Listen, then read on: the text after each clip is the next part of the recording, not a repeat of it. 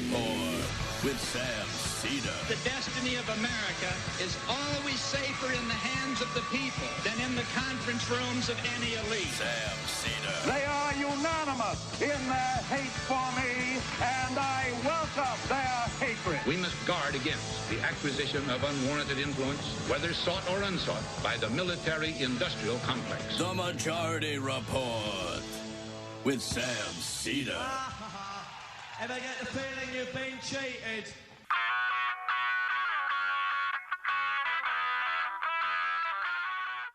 It is Thursday, October 1st, 2020. I'm Matt Leck on a Matt, Brendan, Jamie, and Matt Binder Thursday on the 5-time award-winning Majority Report, broadcasting closer than ever to the industrially ravaged Gowanus Canal in the heartland of America, downtown Brooklyn, USA. On the program today, ANC anti-apartheid revolutionary, I want to stress, Ronnie Kasrils and Michael Brooks, another throwback interview on how to resist Trump from an ANC perspective and what the ANC struggle actually looked like. Also on the program, another 837,000 Americans filed new unemployment claims last week as American Airlines and United announced they're cutting 32,000 jobs. This is a V-shaped recovery. It's more of a aggressive cursive V. VHS documents obtained by NBC News shows Trump officials encouraging law enforcement officials to speak positively about teen vigilante killer Kyle Rittenhouse. Law and order, folks. The People of Praise, the bizarre religious group tied to Trump SCOTUS pick Amy Coney Barrett, has been scrubbing all references of her from their website. Pope Francis snubs Mike Pompeo now that it's clear that he's simply operating as an international wing of the Trump 2020 campaign. Or anti-Catholic hate. Yeah, anti-Catholic. Pompeo's anti-Catholic because of Coney Barrett. Or Pope Francis is. The Commission on Presidential Debates is considering changes after Tuesday's debacle that would offer structure to the next one. Structure, I think, is another word for a mute button. And major pharmaceutical companies raised drug prices exponentially by hundreds of thousands of % to boost profits and executives' bonuses, a House panel said Wednesday in what's known as good campaign season oversight. Speaking of pharma, the Moderna CEO Stéphane Bancel said Wednesday that his company's coronavirus vaccine won't be ready for widespread public distribution until spring of next year. All that and more on today's Majority Report. I believe this is the second Ronnie Kasrils interview we're playing for the Michael Throwback, but I think Michael would find that appropriate. He was one of his favorite people to interview. You can check out the other one. I went into Ronnie's bio a little bit more in that one, but this one came a few months after Trump's inauguration. And I think it was, you see the limitations of the parties a little bit and how the Democrats could lose to a person like Trump. And I think this Ronnie Kasrils interview is good for remembering that like a revolutionary mindset isn't just understanding that electoral democracy isn't going to save us. There's a bit more to it that Mandela wasn't arrested for, pointing out the limitations of the liberal parties over and over again. It was organizing to basically compensate for those limitations. So I want to play this. This is about a half-hour interview with Ronnie. And once we get done with that, we'll return with Jamie and Matt Binder, and we'll do the fun half. So, folks, we will see you on the other side. Welcome back to the Majority Report. I'm Michael Brooks. I'm sorry about that technical difficulty. Joining us now is Ronnie Kasrils. He is a legendary South African freedom fighter. He served as a deputy defense minister under Nelson Mandela, minister of intelligence under Thabo Mbeki, and water minister under Thabo Mbeki as well. Ronnie, are you there? I am. Good evening from South Africa. Good afternoon from Brooklyn, New York. It's great to be talking with you again. Thank you so much for joining us. before we get to the bigger sort of terrain that we'll get to in South Africa and hopefully also in the United States, Ronnie, can you tell everybody just briefly how you came to be who you are? What got you into politics? What radicalized your politics and your journey to a certain extent? Okay, well, here goes with a revelation about how ancient I am. I grew up in Johannesburg, a part called Yeovil, which I think with a lot of Jewish immigrants was a bit like parts of New York I've heard about and been to.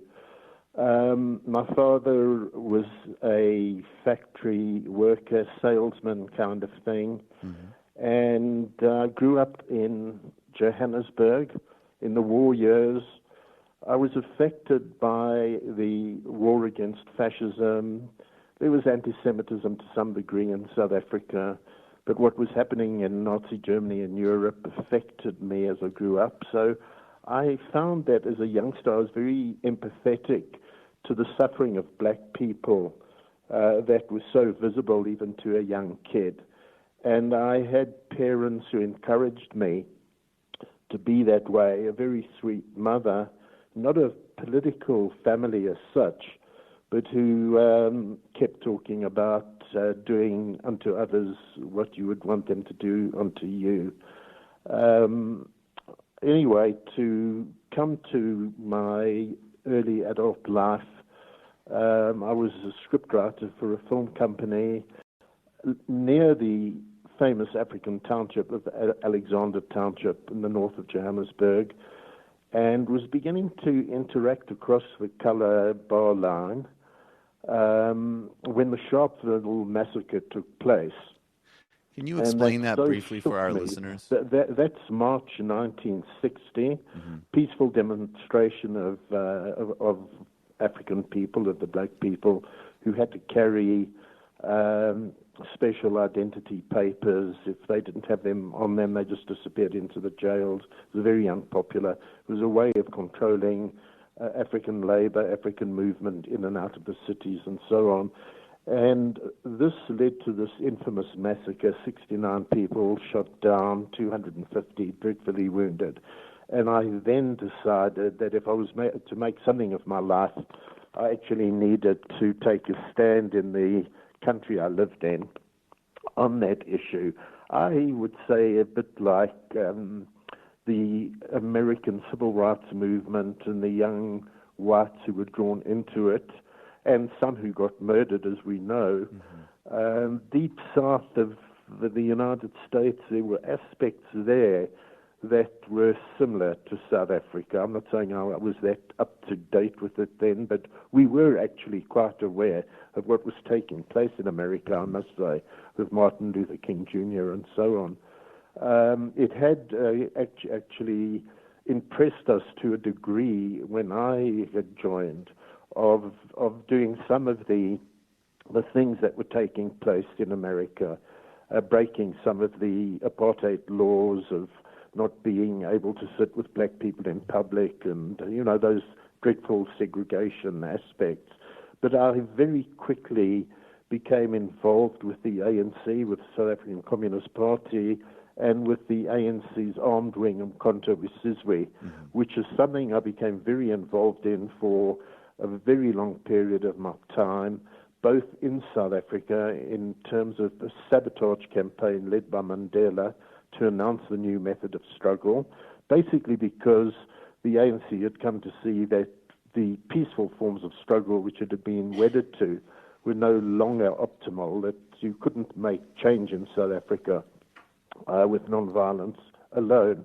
But it wasn't terrorism, it was very much focused in terms of the masses and getting mass struggle reignited after the bannings of the ANC, PAC, and Communist Party. But to cut a long story short, I managed to evade the authorities in that period. A lot of the comrades I was with went to prison for very long periods. Some died in detention. And I basically found myself for something like 27 years in exile, working for the ANC in the neighboring territories in Angola and Mozambique and going for further military training, directing operations until we could come back into the country in 1990 when the regime decided and agreed to negotiate with Mandela's ANC.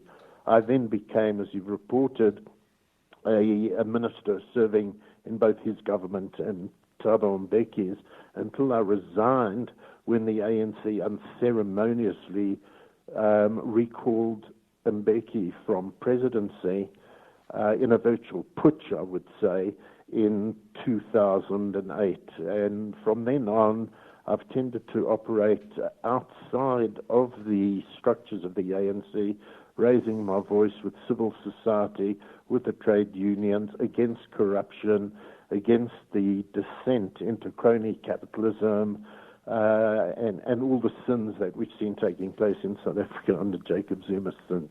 Yes. In a nutshell, and I'm breathless as a result. And no one would hold it against you. You know, many people have retired after accomplishing far less. But what is interesting to me, I mean, first I want to ask you just one brief historical question, because this has been something that I've actually been writing and thinking about a lot, and then we'll get to the present with Jacob Zuma. But there was an official, and in some ways, it's certainly from a kind of global perspective, I don't think it's, many people are aware of this, that there actually was a kind of official opposition to apartheid. There was a progressive federal party. There was a party that acted in South African parliament during apartheid. They accepted that it could be a whites-only party. They accepted the sort of governing frameworks, but they sort of posed a somewhat liberal alternative to apartheid. And I'm just curious as to what made you kind of skip that route and go directly to this kind of broader sense of confrontation. And I ask that not because, the situation we're in the United States is radically different, but in some ways we have, an official opposition party that misses so much of the structural problems that led to the dissent we're in. And I think people are looking for kind of broader outlets and venues. It's very different, but there are some parallels. And I'm just curious, what sort of got you to that radicalism directly in terms of really going to the kind of root of the problem in apartheid South Africa? Yes, thanks. I followed what you've said, and I can see where you're going with it. And I've got a lot of friends in the States, and a couple of months ago I was at a wedding in Jamaica, which drew a lot of Americans, including Amy Goodman, your Amy. Yeah. So I know how people are responding to what's occurred since Obama. In terms of South Africa, it's not quite like what you've had, right? But there are certain parallels. So we're talking about a very young Ronnie Kasrils who couldn't have really been, say, around or close to the mainstream politics of South Africa, as of course many good people in the States have been close to the Democratic Party in your two-party system. But one's consciousness in South Africa under very extreme conditions, which I guess is what you're facing in the States now, your thought processes, your actions, your consciousness does speed up. So I came from a family, I said they weren't very political, but they did like a lot of the English-speaking South Africans, which amongst the whites then and now is about 40%, the other 60 being Afrikaans speakers with a background from Germany and the Netherlands and so on, way back, centuries back. So the kind of English opposition, which had been the ruling party for much of the first part of the 20th century, up to the time the National Party of the Afrikaners, the Apartheid Party, came in 1948, that had been a stolid, pretty conservative, racist party, but it pretended to be a little bit more emancipated than the cross racism of the right-wing opposition that it faced. And my parents tended to vote that party in, as a lot of their peers did. election after election, and most of South Africa's small Jewish population tended to vote for them. I reckon the first couple of years of adulthood, I had seen this was absolutely out of the question for me, because they prattled on about racism. And when I was just leaving school, there was a breakaway from it, led by the very redoubtable liberal Helen Suzman, who was voted in basically by a Jewish vote in a very well-off constituency of Johannesburg. And she became the lone voice of this progressive party. Mandela and company really came to appreciate her because she was the lone voice in Parliament that raised the issues of the prisoners, the extremes of apartheid. She would come to the prisons to Robben Island to visit them, to see how they were being treated, etc. And that was something that took me up a little bit, and I voted for them in my first election when I could vote, 1962, although I was already a member of the ANC. But this was this one white party that at least was raising a voice of truth.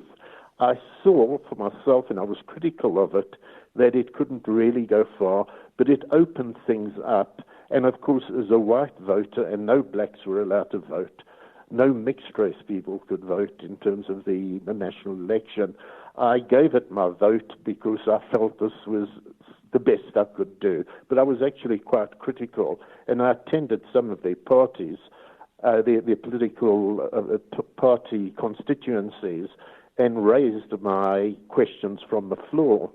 In the brief period that I was still able to operate in South Africa, I had to leave in 1963 when I went into exile.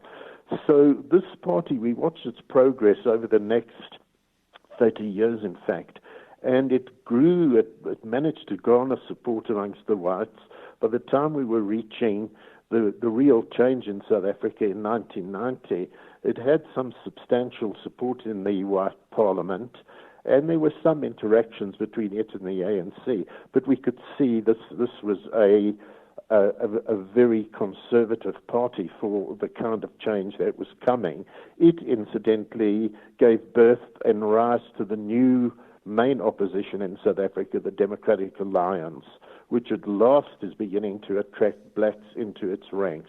But South Africa meant, and for me, in that short period of civic involvement, and then the long period of resistance, struggle, that there was no way that I would look, as some young radical whites did, for political career in that party or for voting for it, that for me, I could see this was really never going to deliver the goods.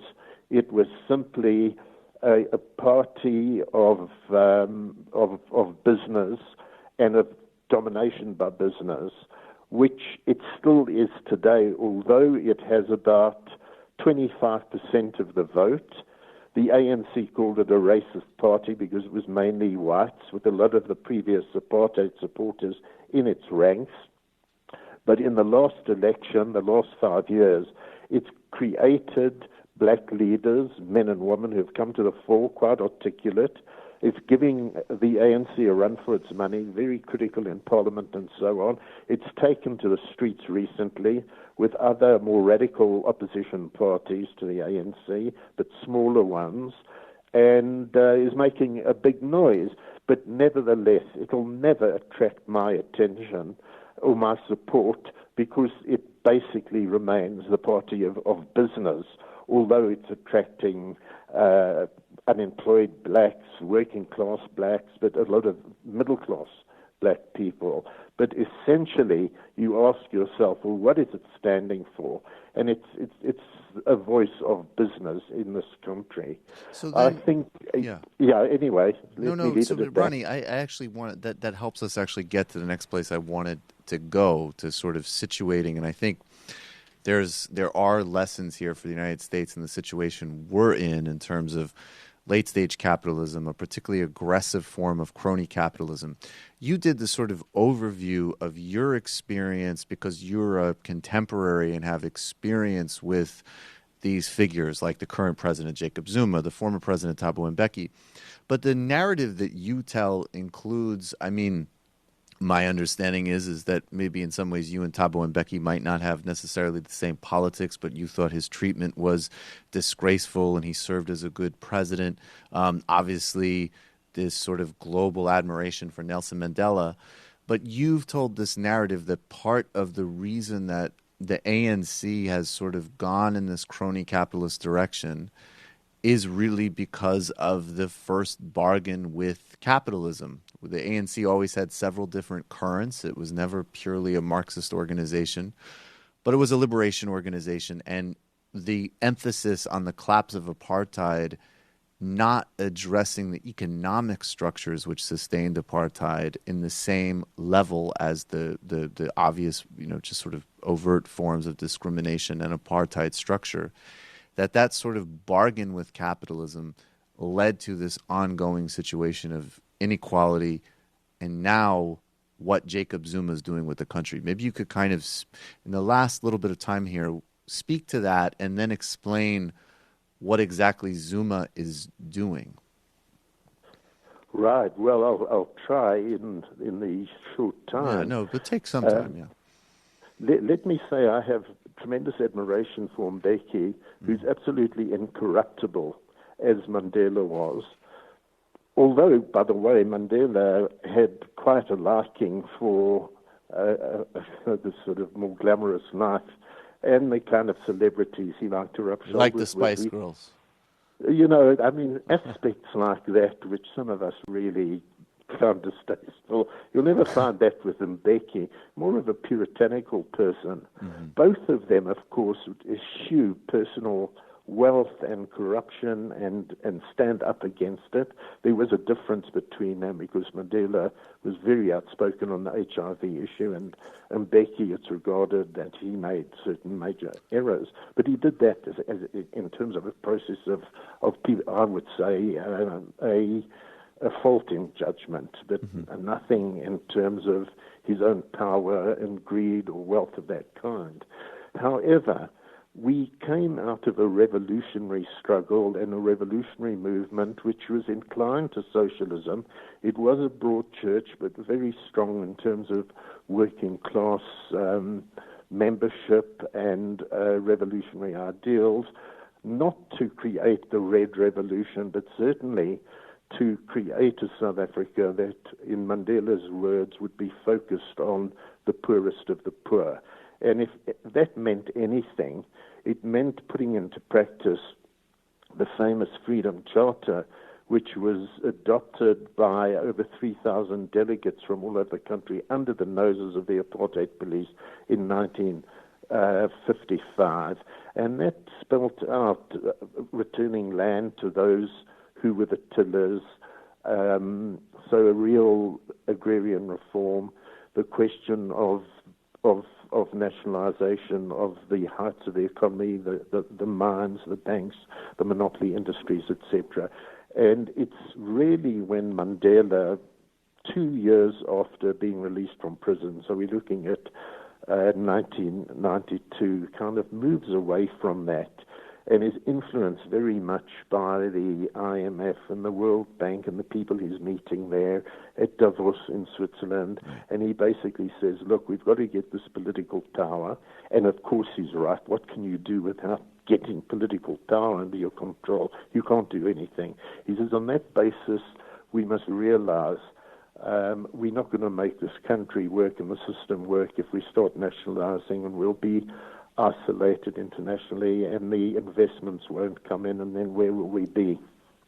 And Mbeki's very much part of it, and to say mea culpa, because the Chris Heine's, the Joe Slovos, the left of the ANC, the Communist Party, we all say, look, let's realize we do have to get this change. We have to get to a national election. We've got to get political power, and then we can start making the change.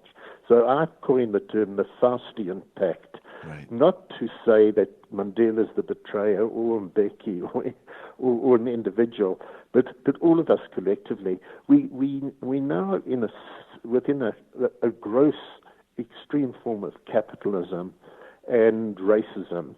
And we're taking that option, and we don't realize how we're getting sucked into the system. We're now going with the Washington Consensus and this term, the neoliberal economy, which basically is about the free capitalist market economy. And once you enter that, you're really caught up in it. And we miss a marvelous opportunity when we're at the height of revolutionary ascendancy. From then on, things really started taking a dive, and we get more and more engulfed in that. With an Mbeki there, we've got somebody who's a supreme strategist who has an understanding of the world and where South Africa should be placed in it, but it's a very fine line, a tightrope he's walking. And the paradox, can I just elaborate for just one moment? But it's like the paradox of a guy who on one hand was pushing through, I think the program was GEAR, which was growth redistribution and development. And that was during Mandela. So pushing a very orthodox neoliberal line, and then at the same time also giving lectures and speeches where he would talk about the globalization of apartheid and recognizing that the economic conditions that the West and the Western corporate sector was pushing on the rest of the world was a system that has, very overtly exploded in everybody's face over the last several years, but even back then was an engine of immense inequality. Exactly. You're absolutely on the point there. Just to say that outside of the actual economic diktat, etc., what is also happening is a tendency not to keep the fires alive amongst the masses, amongst the people, amongst your followers, and then a hegemony creeps in which those who are the crony capitalists, those who simply want to benefit for themselves, they take over. This is then the ascendancy of the Jacob Zumas and the patronage system that goes with it, that gets worse and worse. And the political consciousness then is so acutely and badly affected that you get a demobilization of your constituency. And these are the guys that begin to rule the roost. And that's basically the kind of corruption and patronage system that we've entered into in South Africa.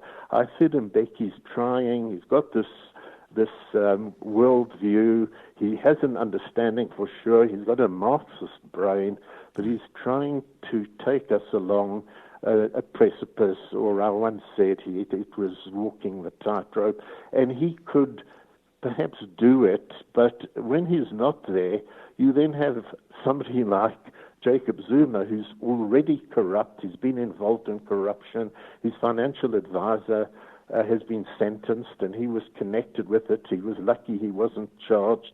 He gets away with all of that, and there's then the green light for the corruption that is taking place. Right. So we get into that. What we don't have on the American side is the imperialist nature of South Africa and the military aggression, which is what you now face. But you face it from whatever party, Republican or Democrat. So that aspect we don't have. But we obviously part of the whole global process, and we're very worried, those of us who are aware to what's happening in terms of being on the possible eve of a war, what's happening in North Korea, in Syria, the attacks there, where there was absolutely no proof whatsoever that Assad had used poison gas on his own people, blah, blah, blah. So, there is that difference between South Africa and your country, and of course the European Union and Britain. Do you think, as a final question, and I will just note, maybe this is for another conversation, I know some people, because I do think Assad, I didn't support the strikes, but I do think Assad was the person who delivered those attacks. But there'll be many members of the audience who are going to gleefully report that I was schooled by you, which is great. But anyways, do you think, as I don't know how to articulate this, but the final question I would have is, you're talking about civil society movements in South Africa. We know in the United States that in order to not just deal with Trump, but the kind of larger structures that you're talking about in terms of the kind of imperial nature of the system and the underlying problems, it might be delivered through aspects of the Democratic Party on some domestic issues, but certainly overall not internationally in terms of how we conduct ourselves in the world and whose interests we're acting on behalf.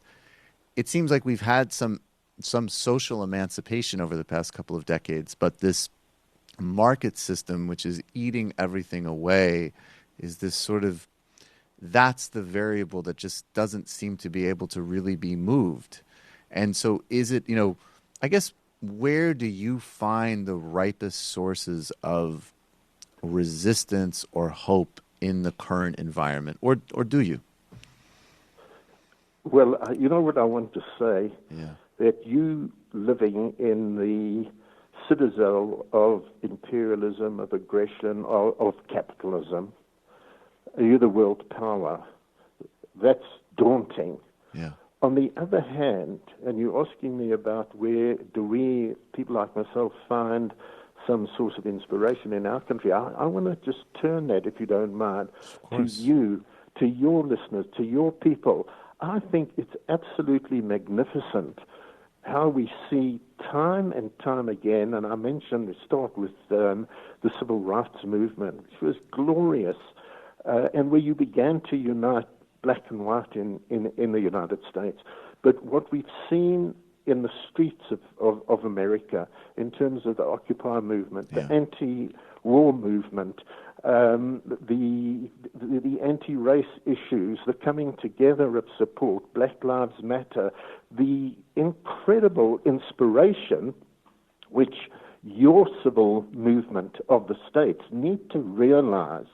And I know sometimes when it's so dark and when you're faced with such incredible militarism and a police state almost, where you don't realize the extent to which your protests actually fire and inspire those of us throughout the world.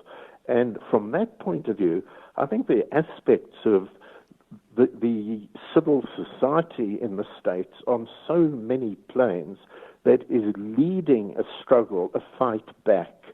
And this is affecting all of us throughout the world. Of course, one's got to find the motive forces for this in one's own society. And in South Africa, where you've got this two-party state or dictatorship, I put that in quotes, as Marx would really call bourgeois democracy of this extreme kind. And we've had the emergence of something I was so happy with. Every time, every election, we managed to pump up the ANC's vote. From the first election under Mandela, it was 62. Under Mbeki, in terms of our fourth election, we got to almost 70%. It immediately started sliding back under Zuma. It went down to 52% in national local elections in 2016. And our people were demobilized. And a few of us started raising our voices, and small groups did. And then the trade union began splitting in some sections because they were so supporting Zuma and had supported him against Mbeki, realized that they had got things wrong. And we got the labor movement, middle-class elements, young people, students, youth, unemployed, women, gender issues, because Zuma and his group are just so dreadful in relation to gender factors. So we are seeing, building up right now as we speak, huge marches on Zuma, on our government, on our parliament. We had something, they say, like about 200,000 in the streets just a week ago. And this is, in a country that's, a tenth of the population of the States. So the lesson is very, very big. Yeah. So the lesson, I guess, is in everywhere in the United States and South Africa, stay on the streets and look to where there's light. Ronnie Kasrils, as I always say, it really is an honor Okay, to the have one you on. thing to say is yes. from the streets, we've got to build organization. Right. You see, we can't just do Right. it on the streets. Right. We've got to build the revolutionary organizations. Right. Thanks very much, Jamal. Right. Ronnie Okay. Kasrils, I appreciate your time immensely. I hope we can do it again sometime soon. Thank you. Very grateful. Thank you. Thank you so much. Okay. There it is. A lot of good little nuggets in that interview, I think. Build the revolutionary structure, and also talking about positively about both the relevance of street movements in America to global inspiration. I mean, hearing that the ANC was inspired by the 60s movements here in America is pretty interesting. And also as the vote totals as a register of their mobilization. So I think these things aren't really contradictory as sometimes people like to think. But hey, Matt and Jamie, how's it going? Hey. Wow. Matt is in space, I think. Going good. Matt is clearly coming at us from a crypt to celebrate the start of spooky season. And we can't hear his microphone either, so off to a great start here. It's hard to get Wi-Fi in the crypt. Yeah. Oh my God. Yeah, so let's see if I mean the problem with Binder has to route the audio for the phones and everything, so I think this might be probably an audio hijack issue. But yeah, we're not exactly seeing him. But I guess while he tries to figure that out, I want to talk about Donald Trump being in Minnesota. And I take a lot of pride. I'm not from Minnesota. I'm a North Dakotan, but often, North Dakotans like me look east and think of themselves as Minnesotans, especially when, you're more liberal minded and urban oriented. But anyway, there's a lot of troubles, particularly with red Minnesota and the Conservative Party. And Donald Trump went up to address some of those red Minnesotans in Duluth, and here's what he had to say. We've got to change it. Who's going to do what we've done for you? Right? Another massive issue for Minnesota is the election of Joe Biden's plan to inundate your state with a historic flood of refugees. Biden and crazy Bernie Sanders have agreed on a manifesto. Did you see last night? I didn't agree. After the show, they said, oh, actually, he did. Oh, great. They fact-checked. They found out he made a mistake, slight mistake. It's the worst thing you've ever seen. But they pledged a 700% increase in refugees. 700%. Congratulations, Minnesota. Congratulations. Now, and what about Omar, where she gets caught harvesting? What the hell is going on? I hope your U.S. attorney is involved. What is going on with Omar? I've been reading these reports for 2 years about how corrupt and crooked she is. Let's get with it. Let's get with it. All right, that's good. I mean, frankly, harvesting. So, to be clear, this is a Project Veritas smear of Ilhan, Keith Ellison, and the Somali community in Minnesota. And it goes back, we posted the clip from New York Times of poll watchers accusing specific communities, mainly like non-white and poor, of cheating at the ballot box. This is just exactly what that is. The allegations against Ilhan are particularly spurious, tied to this guy named Omar Jamel, who started something called the Somali Watchdog Group a month ago. That was registered. He's known as basically telling journalists exactly what they want to hear about radical Muslims. He was in the Obama administration. He's talking about Al-Qaeda infiltration of that Somali community a few years ago, or maybe it was just a year ago, talking about Ilhan being anti-Semitic. So Omar Jamel, I think he's a black guy basically. So I think the identity politics representational, he weaponizes that, and this is very dangerous because I want to play now the way the right wing is responding to this. This is Josh Bernstein. Hey, Matt, are you there? I am there. Do you hear me? Nice. Yes, we can. Beautiful. Great. Awesome. So this is Josh Bernstein. Now, I don't know who Josh Bernstein is, but I think what he says here, despite some of the language used, is exactly in line with the Minnesota GOP and most of the other GOP's response to this party. Now, they wouldn't use some of the language he says here, but play this clip, and I'd like every Republican to delineate where they disagree here.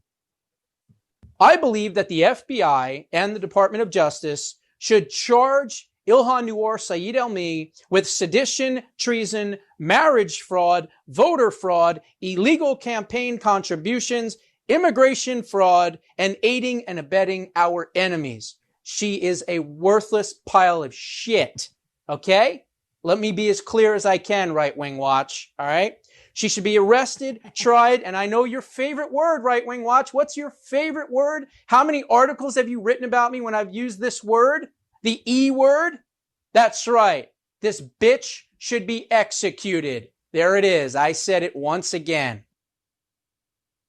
Now, I don't think most Republicans want her executed, but a lot of that is basically the attitude that they're conveying about her. Every single one of the statements from official Republicans in that state has been to bolster James O'Keefe's claims. That's the kid's name, right? From Project Veritas? Yes. Yes. Okay. It sounds like a school shooter's name, to be honest, which is why I paused for a second there. And something else happened with regards to, I want to just draw, I'm sorry this has been indulgent in the upper Midwest, but something else happened with regards to the Minnesota GOP being what I would call, I guess, neo-Nazi or crypto-Nazi, is so last night there was a debate, or I guess Senator Roger Chamberlain basically was asked about, I don't know, have you heard of the Bronze Age Manifesto, either of you? Mm-hmm. So can you characterize that for us? Basically, I don't know much about it. Matt B might know more than me. I just know that it's some like alt-right white civilization, great replacement nonsense. Right. Yeah, I mean, that's really all you're going to know about it. Okay, so Roger Chamberlain was asked about his promotion of this, and here's this exchange. Earlier this summer, a publication, the Minnesota Reformer, called into question some of your Twitter activity, saying that you sent a tweet to and have liked several tweets, I believe, by someone reported to be someone who talks a lot about in a book and on a podcast about white supremacist ideas. And your opponent and other DFL party in the state made a little bit of hay with that. Do you have any kind of response for that? Two things is, first, it's libel, it's slander. They took the post down. They haven't. Both on Twitter and Facebook. Earlier this summer. Okay, so let's go to the evidence, which the Minnesota Democratic Party helpfully pointed out here. Just a few screenshots of Roger Chamberlain retweeting, the book, A Bronze Age Mindset by Bronze Age Pervert. Look at that. I mean, like, I don't know. So it's not libel. It has not been retracted. He's a liar. He is lying like a fascist lies. And that's what the Minnesota Republican Party is. And it is super dangerous what they have been doing to Ilhan the entire time. And she needs more support from her party. And also the Minnesota police point out they're looking into voter fraud allegations after the Project Veritas scoop. I hope that they're taking death threats against Ilhan as seriously. And if any threat is at the hands of the official Republican Party of Minnesota. This is not Trump. This is not anything else. This is a festering mess in the Minnesota Republican Party, and it terrifies me all the time because I know people who work for Ilhan. Like it's terrifying. There's a lot of guns in northern Minnesota. Right. Matt has been ballot harvesting with people that he knows in Minnesota. Donald Trump's vote is harvested. His Florida vote is harvested.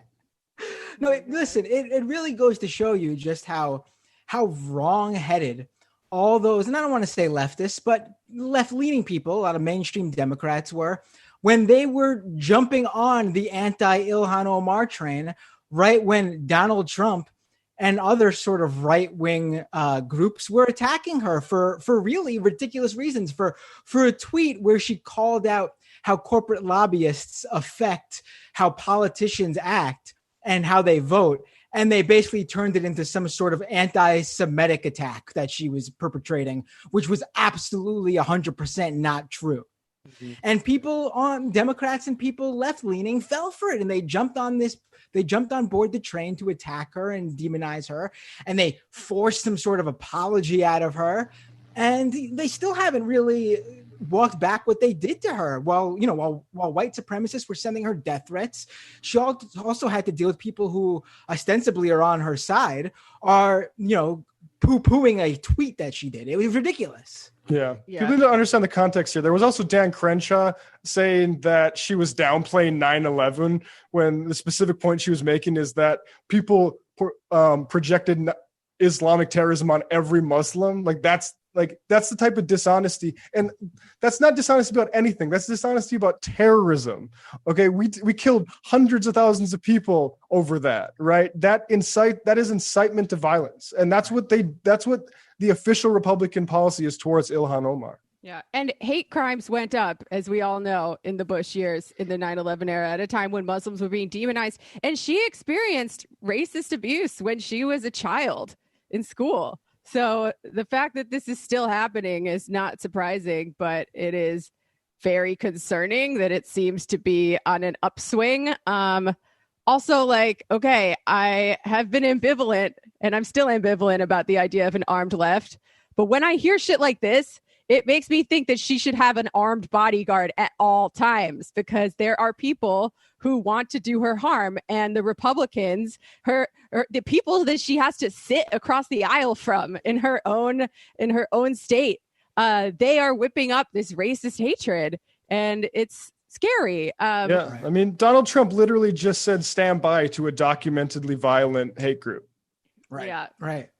And on top of that, actually, I was just looking at a story the other day. I can't remember which Democratic House member it was, but one of the House members who is in the Democratic Party has been receiving tons of death threats, and he's a middle-aged white guy. So obviously, it's not as bad as how Ilhan Omar receives. But here we have a white guy receiving death threats because, and this is where it gets analogous to what we were just talking about.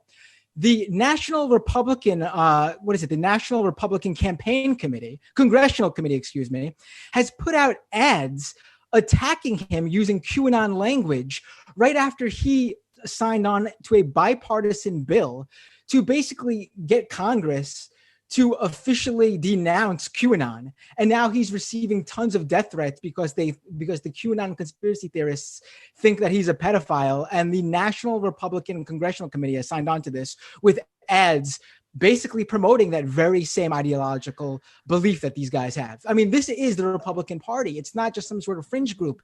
Even if the mainstream doesn't actually believe it, they full on take advantage of the fringe groups and use it for their own attacks. 100%. I mean, I'm fairly certain, and I haven't been following the QAnon stuff super closely, but I'm fairly certain I've heard of even prior candidates dropping out for similar attention. I can't handle this. QAnon is becoming basically a mass digital connected brown shirt movement to harass local candidates. Right. That's right. I mean, that's what it's being activated now as, and 100%. And by the way, let's bring up somebody else who piled onto the Ilhan stuff by promoting Project Veritas. Tulsi Gabbard, who has been synchronized with fascist talking points since she used to troll Obama for not saying radical Islamic terrorism. And most recently, she joined the Cuties, pile-on. And that makes her my biggest enemy, actually. I mean, yeah, I kind of... It shouldn't be surprising, I guess, right? She's always been a wingnut, and she's always aligned herself with ethno-nationalists. So it's really, the situation in the U.S. right now is somewhat analogous to the situation in India, right? Where an ethnic majority decides to do an ethno-nationalism and oppress minorities. And, she probably feels very familiar with it. Brendan, could you bring up that picture I just put I dropped in the IM of Tulsi Gabbard's recent Instagram stories? And then, we had this morning. And then a certain type of person who usually denigrates. Oh, you showed it in the beginning. Oh, okay, right. Yeah. I mean, yeah. This is who she backs up, Dan Crenshaw. I mean, this is completely like unsurprising, but still, it tells you exactly who she is. And a certain type of person who denigrates any what they perceive an expression of identity politics rushes to Tulsi's defense when you say, hey, maybe this like Hindutva and Modi stuff, maybe we should interrogate that a little bit as to where your political allegiances lie. That's actually offensive to do. I mean, I think Tulsi's a snake as like every bit as much as the Tulsi people like to say Elizabeth Warren was, and Elizabeth Warren also was, but Tulsi is too. And the people that didn't see it and that chose to overlook I don't know how people overlook the radical Islamic terror thing, unless you're just bigoted against Muslims as well. But I mean, my take on her, and not to get too into this on the first half of the show, but my take on her was always, listen, if she wants to endorse a leftist candidate and support them and bring whatever weirdos who support her along for the ride, they could be an ally in that way, but in no way should you bring them into the larger, discussion. No way should you become a supporter of hers and get on board the Tulsi Gabbard Express or whatever. I mean, it is what it is during a primary, but at the same time, you need to understand who these people are at their core, and not just, just because they endorse someone you also like doesn't mean they all of a sudden are a staunch leftist. Yeah. And I'll say a lot of people are buying into the mythology around like the courage it took her to endorse Bernie Sanders. And I would just say, I don't think any of us maybe know everything that went on with her and the DNC. So like, right. I think it's a little bit embarrassing the way people always point to that. Like she took a huge risk. Right. Pretty obvious reward there. No, I completely agree. But also, let's talk about more recently. I mean, it was really courageous actually for her in 2020 to keep her completely dead and never getting off the ground campaign going when it just came down to Bernie Sanders and Joe Biden realistically. And then also drop out while Bernie finally, after the major races, and Bernie probably didn't have a shot at that point, but he was still in the race, and she drops out and finally endorses Joe Biden. Very courageous of her. Yeah.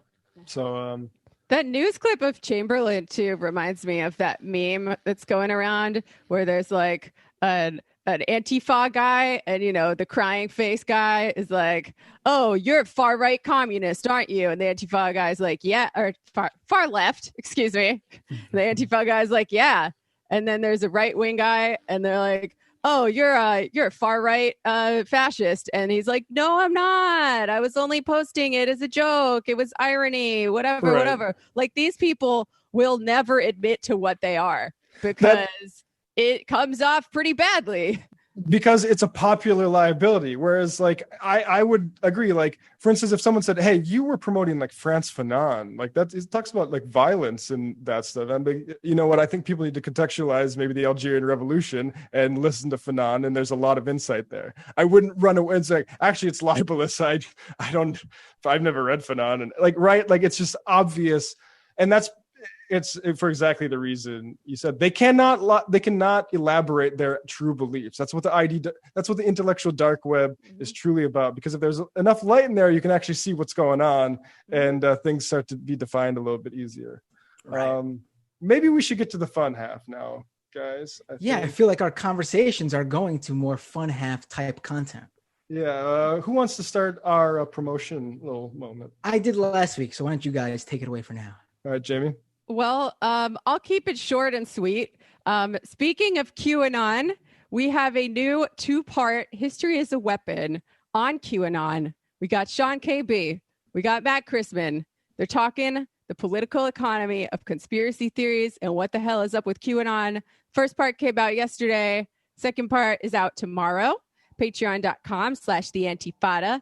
Also, I was on our friend of the show, Pod Damn America, this week to talk about the debate, the Elefanki, and other important topics of the day. So you can find that.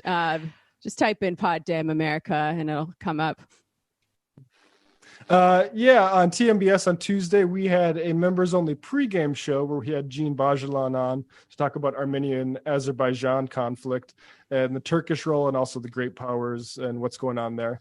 And then we covered the debate.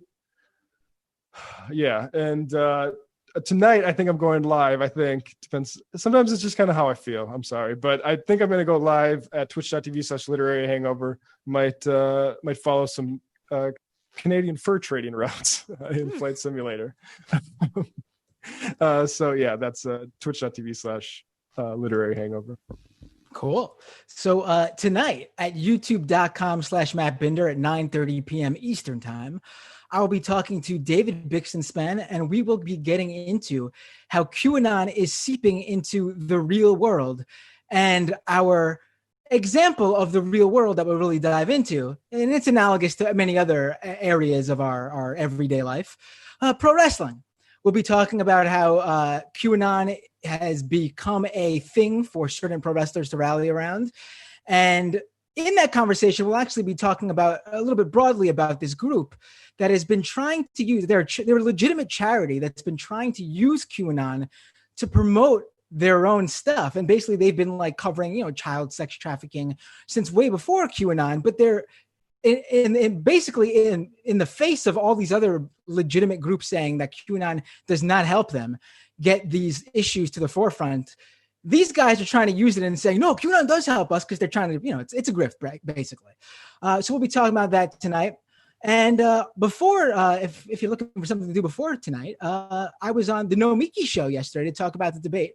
You could check that out. And I also had my own debate coverage at youtube.com/Matt Binder. All right, folks, we would be playing the Danarchy video. I don't know why I'm saying this, but we might be getting demonetized for it. So we're going to go to the good old. Why would you get demonetized for it? I don't know. It's a suspicion that Sam has. Yeah. So we're going to honor it. So we're going to test we're going to go back to the good old and also dense with amazing amounts of detail MR Fun video. And we'll see you in the fun half.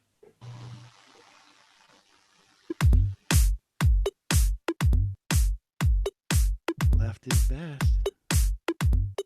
Jamie and I may have a disagreement. Yeah, you can't just say whatever you want about people just because you're rich. I have an absolute right to mock them on YouTube. He's up there buggy whipping like he's the boss. I am not your employer. I'm tired of the negativity. I'm sorry, I didn't mean to upset you. You're nervous, you're a little bit upset, you're riled up. Yeah, maybe you should rethink your defense of that, you fucking idiots. We're just going to get rid of you. All right. But dude.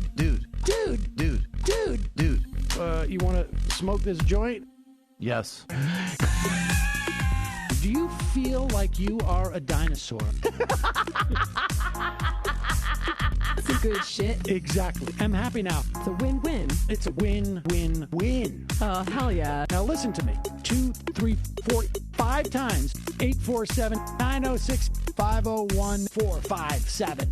2, 38, 56, 27. 1/2. 5 8s. 3.9 billion. Wow. He's the ultimate math nerd. Don't you see? Why don't you get a real job instead of spewing vitriol and hatred, you left-wing Limbaugh? Everybody's taking their dumb juice today. Come on, Sammy. Dance, dance, dance. Ooh.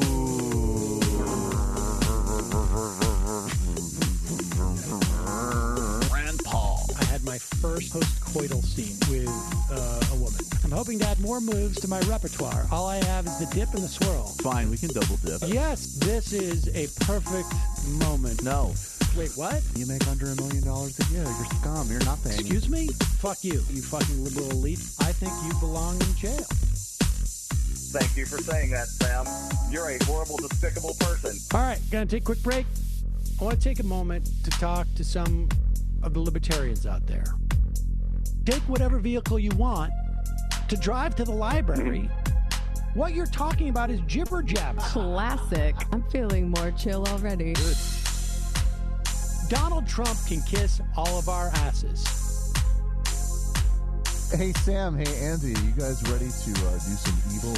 Hitler was such an idiot. That guy might be a Nazi. Agree. No. Death to America. You. Yes. Wow. Wow, that's weird. No way! Unbelievable. This guy's got a really good hook. Throw our hands up. Ooh. Wow. Sam, I gotta get off. No worries. Let's. I want to just flesh this out a little bit. I mean, look, it's a free speech issue. If you don't like me, Hey, shut up. Thank you for calling into the Majority Report. Sam will be with you shortly. Hey, folks. Cool shades, Matt. Welcome to the Majority Report. What do you mean? Those cool, hip, 8-bit shades you're wearing. Oh, this is just something that Zoom awards you if you have really good conversation on their platform. Oh, cool. Wow. I never I get guess that. The rest of us need to try a little harder. You should pass it around to whoever makes the best point. The show. Yeah, Matt's just telling us to deal with it. Right. We need to deal with Did it. they drop down like that, by the way? When No, turned they on? don't. They don't have that. That'd be pretty perfect. Yeah. Yeah. Oh, Something well. we'll have to have Kyle work on. Maybe someday. Right. Riveting for the people listening to the audio. Yeah, it is. Sorry, loyal podcast audience. Right. Oh, the funny thing I forgot to mention last time, but I don't know if you guys remember, but like 2 weeks ago, there was a IMer who IM'd into the show with the username Binder's Dad. And he said, "Oh, you did great today, Matt. Love you, son," or something like that. And I was like, "Oh, yeah, thanks, Pops." Not your dad? My dad texted me shortly after and said, "My IM name is Binder Dad, not Binder's Dad. That wasn't me." So, so someone was impersonating my father and said, "I love you, son," to me. And I accepted that warm embrace by a stranger. Wow. It's a little weird. How does think that make you feel? Just being catfished left and right here on the internet. I think Trump Jr. would take it, to be honest. That's true. Yeah. Yeah. So, well, at least I felt it for the moment. Don't take that away from me. well, Trump Jr. probably wouldn't fall for it because he would have been like, "My dad doesn't watch anything I do. He's never seen a single appearance I've had on TV. Please." Right. Do you think that Trump knows more about Biden's sons now than he does his own? Oh, I'll guarantee you that Trump has said the name Hunter way more than he's ever said his own son's name. Definitely. Yeah. I mean, I just want to say Binder Dad is a bit more in your life than Trump is in his kid's life. Right. I'm even familiar with Binder Dad.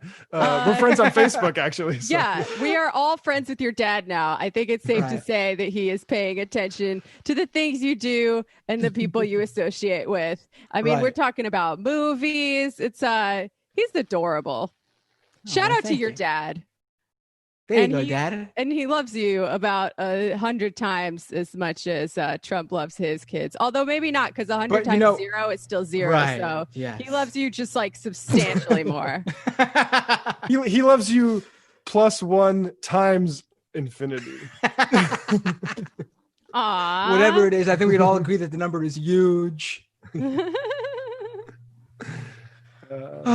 I honestly still feel like I'm recovering from that debate. Like, honestly, like, I feel like I'm, and I've never felt that way about any sort of political media, honestly, in my life. Like, it's really bizarre. It was quite a show. It was kind of amusing at the time. I cycled between being amused, annoyed, and scared, I think are the 3 emotions I felt. But as time has gone by, it's had sort of an insidious effect on me. Maybe that's why I'm so tired today. Yeah, you know what? It reminds me of the first time that Trump like fully freaked me out, which is this moment in 2016. Remember leading up to the RNC, there was all this talk, even Charlie Kirk, which is funny to go back and note, was saying, we should take this from Trump at the convention because of his behavior, right? So there's all this talk of can Trump actually do this, or is the party going to step in? And he wasn't scheduled to speak until later in the weekend, but Melania spoke on the first night. And then surprise introduction. I mean, this is totally WWE stuff. This happens.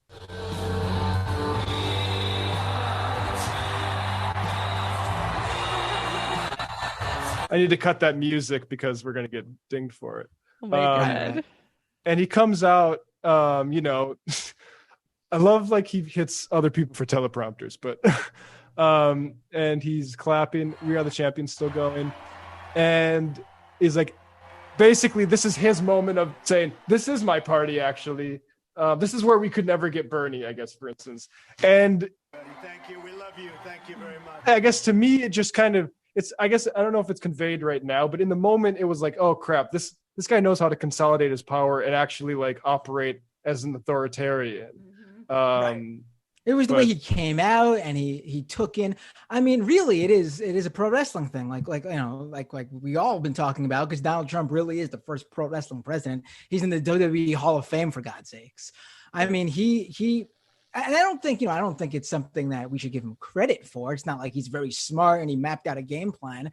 The dude has just always been on TV and in media. He's always gotten the attention. It's just in his blood. It's who he is. He just naturally knows how to come out and command an audience. And on that night, he came out and he just stood there and people went wild for him. Yeah. And not many people could do that. It's really just a quality that you're born with. It's not usually something you can develop, natural charisma. Yeah. People are going to look back on this as a real hyper-normalization moment, I think, in the ongoing decay of our political culture. And like, that's the thing. Trump is always going to be better at that than someone like Bernie, because, people who are in it for the right reasons, people who are truly humble, they don't do stuff like that. Can you imagine if Bernie came out to like Phil Oaks or something, just in profile, and he was like, "It's my party now, bitches." What would be Bernie song to come out to? Yeah, like suitably badass.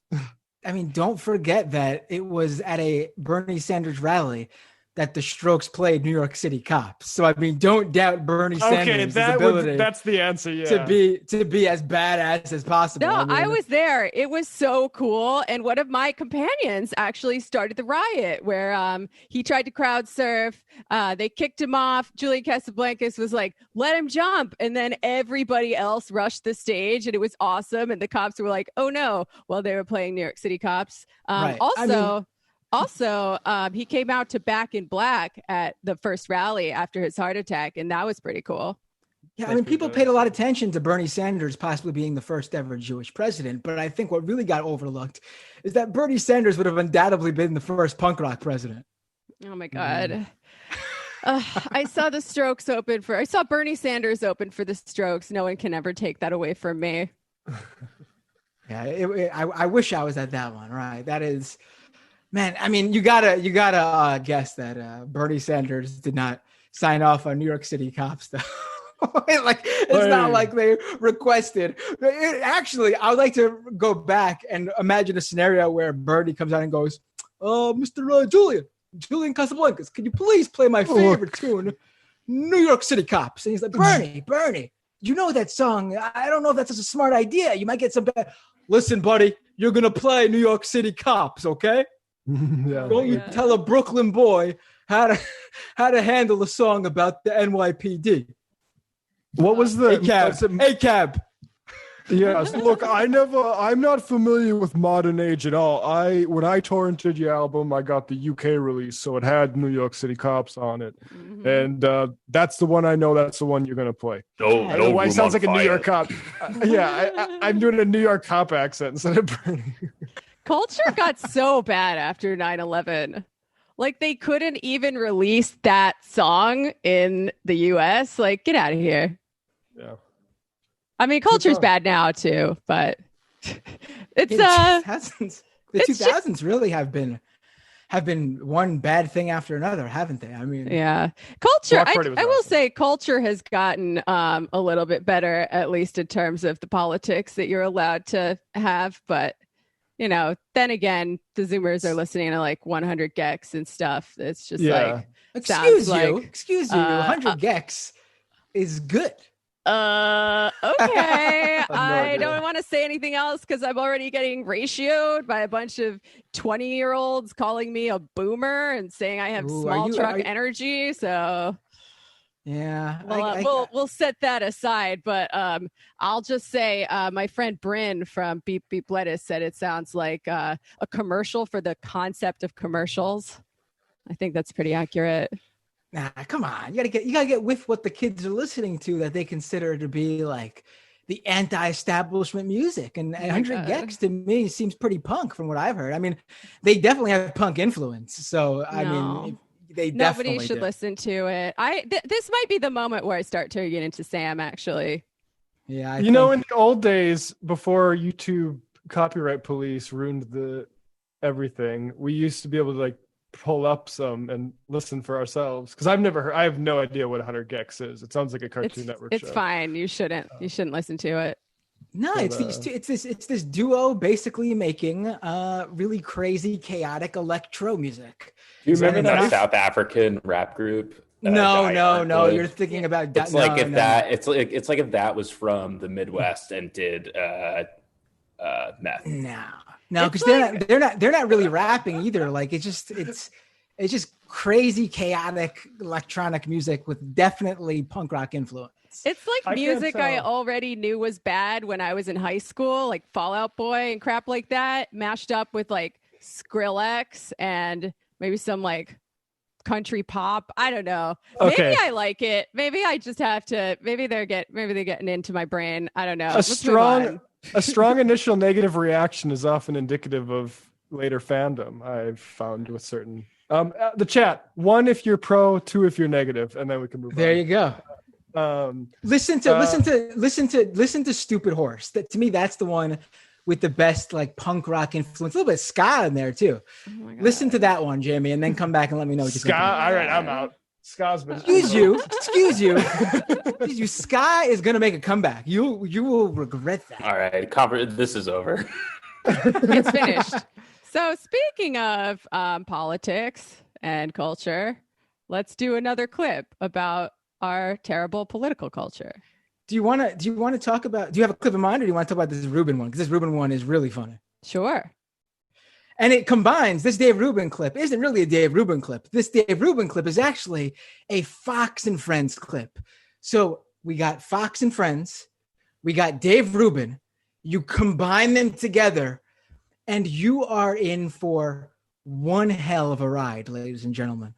Let's play this clip now. Dave, when I was in school and taking my journalism classes, copy editing classes, we all had to buy this book. It's the AP style book. I've had this every single job I've gone on, and I have looked through it many times when you're trying to write a press release, or you're trying to write an article for a newspaper or write a script. It teaches you when to capitalize words, when not to. It teaches you when to write out a number or when to use the numerical form. So the style book, the AP style book recently they tweeted out on Tuesday saying to use care when you're using the word riot. Opt for a milder word, maybe like unrest. They said that riot can have a negative racial connotation. And we remember a while back they said don't use illegal immigrant, use undocumented. What do you think about this recent advice? The alien.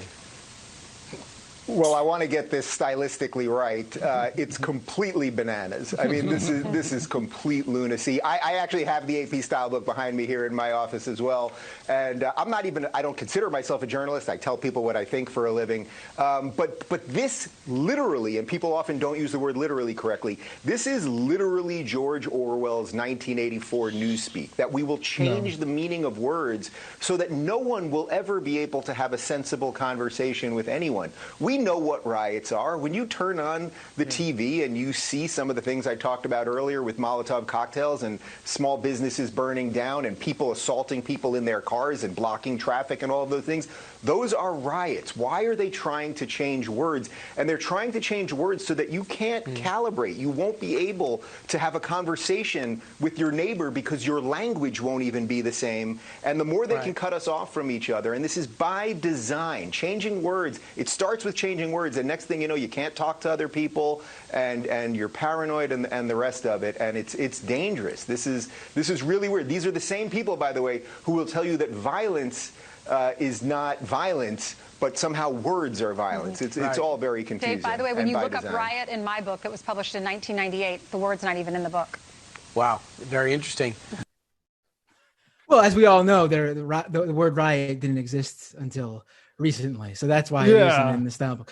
No, I mean, the AP style book is basically just a way for journalists to make sure that because all journalists experience different things, and when they use the word unrest, they're all meaning the same thing. When they use the word riot, they're all meaning the same thing. So that way, when you're reading one New York Times report from one journalist A, and then another New York Times report from journalist B, that when they use the word riot, they are actually meaning a riot if there's a riot, and when they're using the word unrest, they're actually meaning there's just civil unrest. It's that simple. You need to have this sort of regular, constant fluidity throughout a single publication. Otherwise, you're going to have two separate journalists talking about the same event in two completely different ways because they're using different words to describe the same thing.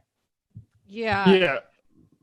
I'm kind of two minds about this, right? Because on the one hand, it seems like kind of some ineffectual liberal nonsense to try to denude the real riots that have happened, the insurrectionary character of what was in certain moments an uprising, right? What do you call it when a bunch of pissed off people who've had enough burn down a police precinct? What do you call that?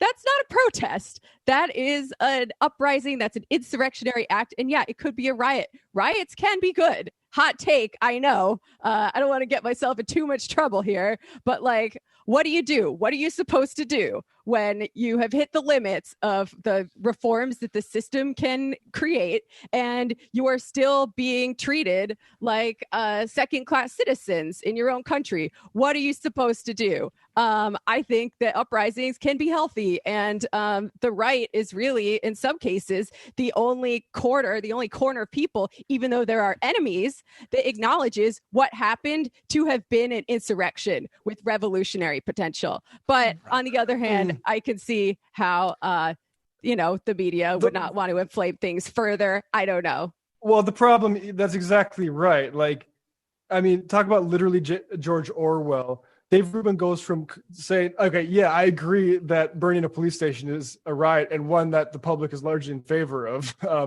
But things like blocking traffic are not riots. Those are Those are a form of nonviolent protest. That is literally a George Orwellian redefinition of that, and that's what the right wants to do with this stuff, because they do want to pass all this legislation that criminalizes this stuff by calling it all rioting.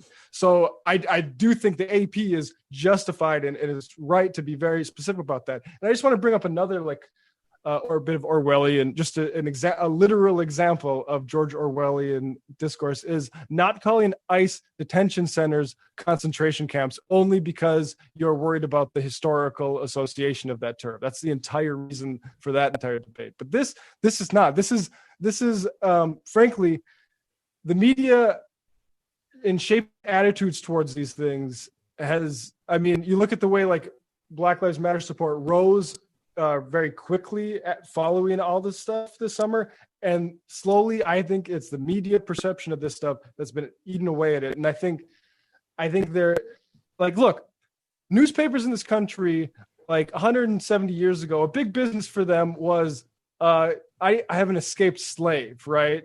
And also be afraid of these populations. These institutions were never equal. The process of reforming them so they aren't doing harm to certain populations is always ongoing because of fundamentally where they come from. So, I think it's good that the AP is doing that. And I think Dave Rubin should keep George Orwell's name out of his mouth. I do like how Rubin had to say that he did indeed have a copy of the AP style book. Yeah. Okay. He should probably use it on some of the things he say. For example, I'm sure some of the things he says, because for example, I'm sure, I have to say that my brain is still in recovery mode from taking in so many high level important ideas. I'm sure the AP style book would say, you probably shouldn't call the ones that you're taking in high level or important. That's inaccurate. That's not the proper way to put it. And to consider you having a brain, probably another word for it. Probably brain isn't the best usage of the term. Yeah. This guy. Orwell literally went to Spain to fight the fascists. So maybe don't appropriate his terms for your garbage.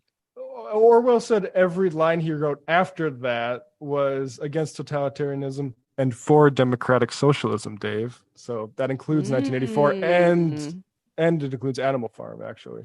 But and that part in the Animal Farm that hit classrooms in the 1950s, the for democratic socialism part was omitted. So there's some George Orwell for you too, Dave. Don't say. Yeah. In conclusion, read a book, Dave Rubin.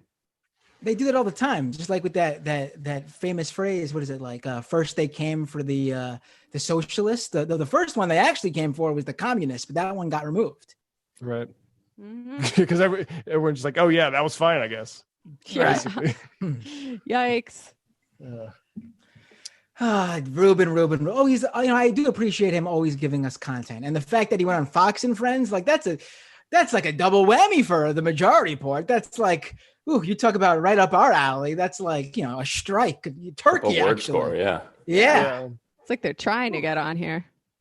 Thank you, Fox and Friends and Dave Rubin and the show bookers. Let's go to the phones. Let's see if that's working for us today. It should. It's all right. Here we go. The first caller of the day, 714. What's your name? Where are you calling from? Hello. Hey, do you guys hear the caller? Yeah, that's you. Do you hear the caller? Hey, this is Mickey from Orange County. And Matt and Jamie, you hear the caller? Yeah. Okay. What's up? What are you calling in for? Okay. What'd you like to talk about today? Just wanted to make sure they could hear. Well, I was just wanting to call about the massive number of layoffs. Yes, let's talk about that. And I'm glad you brought that up. I don't know if the Majority Report has talked about it earlier in the week, but I'm ready to talk about it now. Let's do this.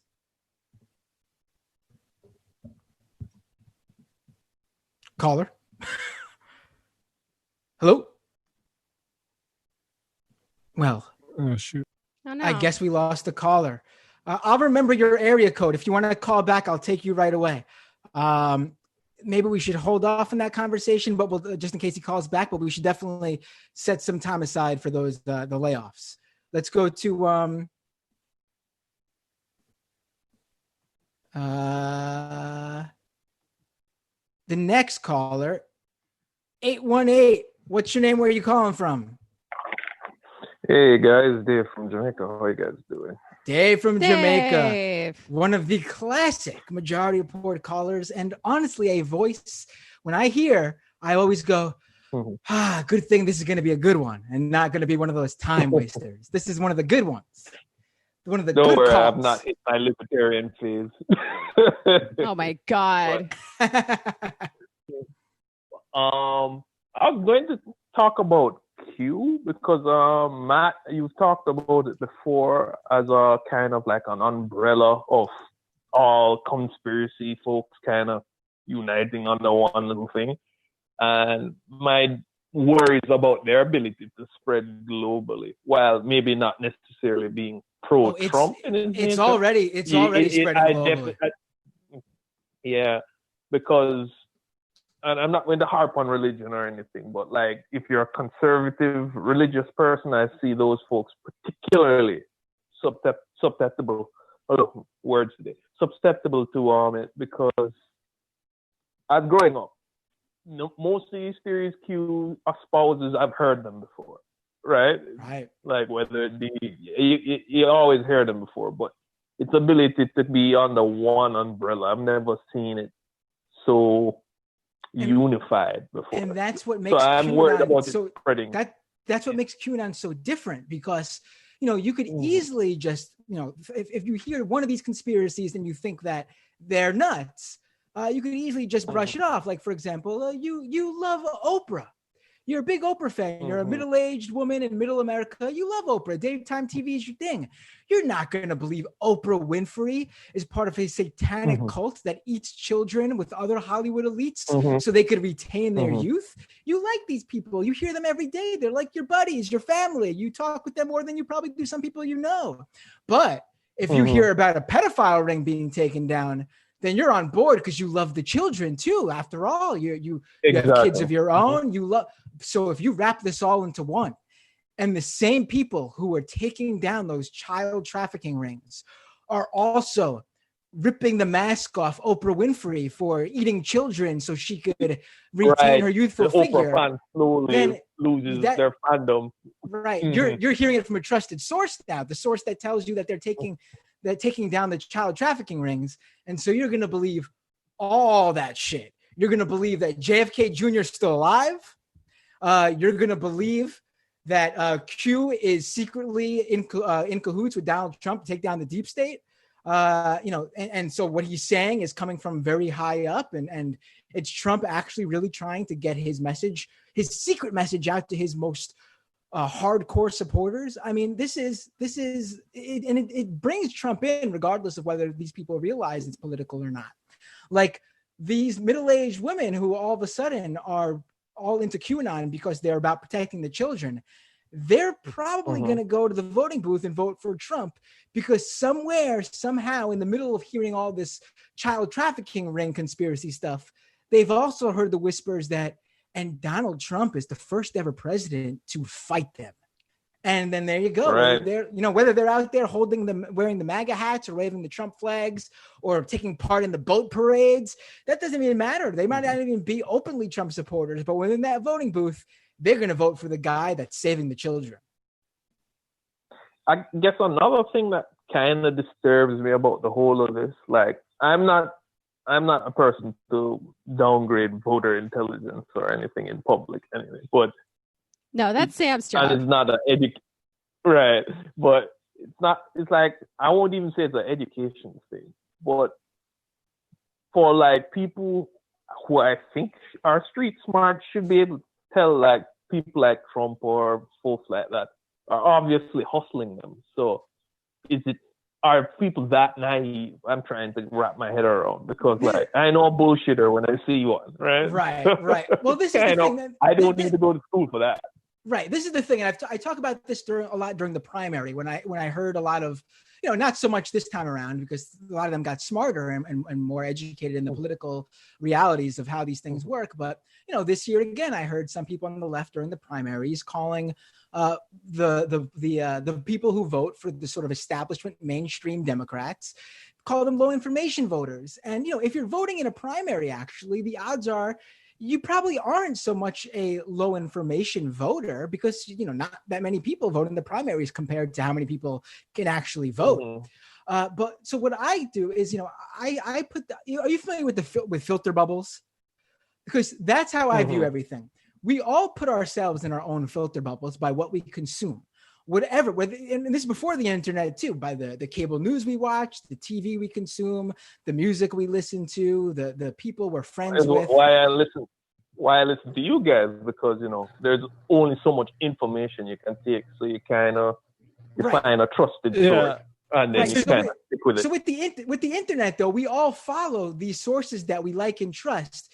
And that's pretty much all the algorithms on Facebook and Twitter and YouTube show us because they go, oh, this guy follows the Majority Report, follows Kyle Kulinski, follows the Michael Brooks Show. Oh, so they're going to like leftist content. So we'll keep showing them channels that are similar to Sam Cedar, Kyle Kulinski, and Michael Brooks. And so you just taking that information. Now, if you're taking information from legitimate sources that actually broadcast factual information like those three examples do, you're safe, you're good, you're well educated.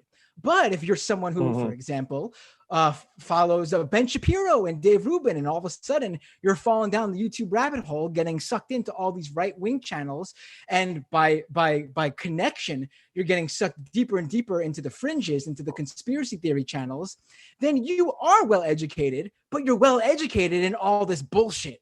But you don't know that because you see, that's all you see. So you think, oh, this is what the rest of the world is intaking. This is the news. This is the real stuff.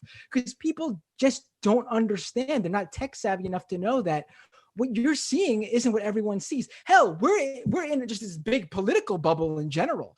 You go to someone who just plays video games, like some teenager who has no political interest at all.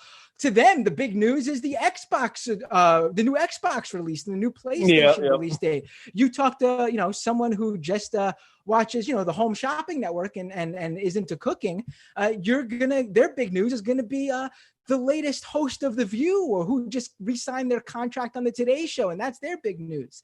Everyone is in their own filter bubble, and the social media platforms, in an attempt to get you more engaged on their site, just show you that content over and over again, so you give them more money by being more engaged on the site, and then everyone has this skewed view of everything. And that's why conspiracy theories are flourishing now more so than ever before. And that's why we are truly living in dangerous times. And that's why I also think when people bring up other analogous times where people were into conspiracies, like with UFOs and Bigfoot and all that other bullshit, it's honestly not the same. This is uncharted territory, and it's dealing with topics that are honestly even more dangerous. So you combine everything, and honestly, we're fucked. I guess.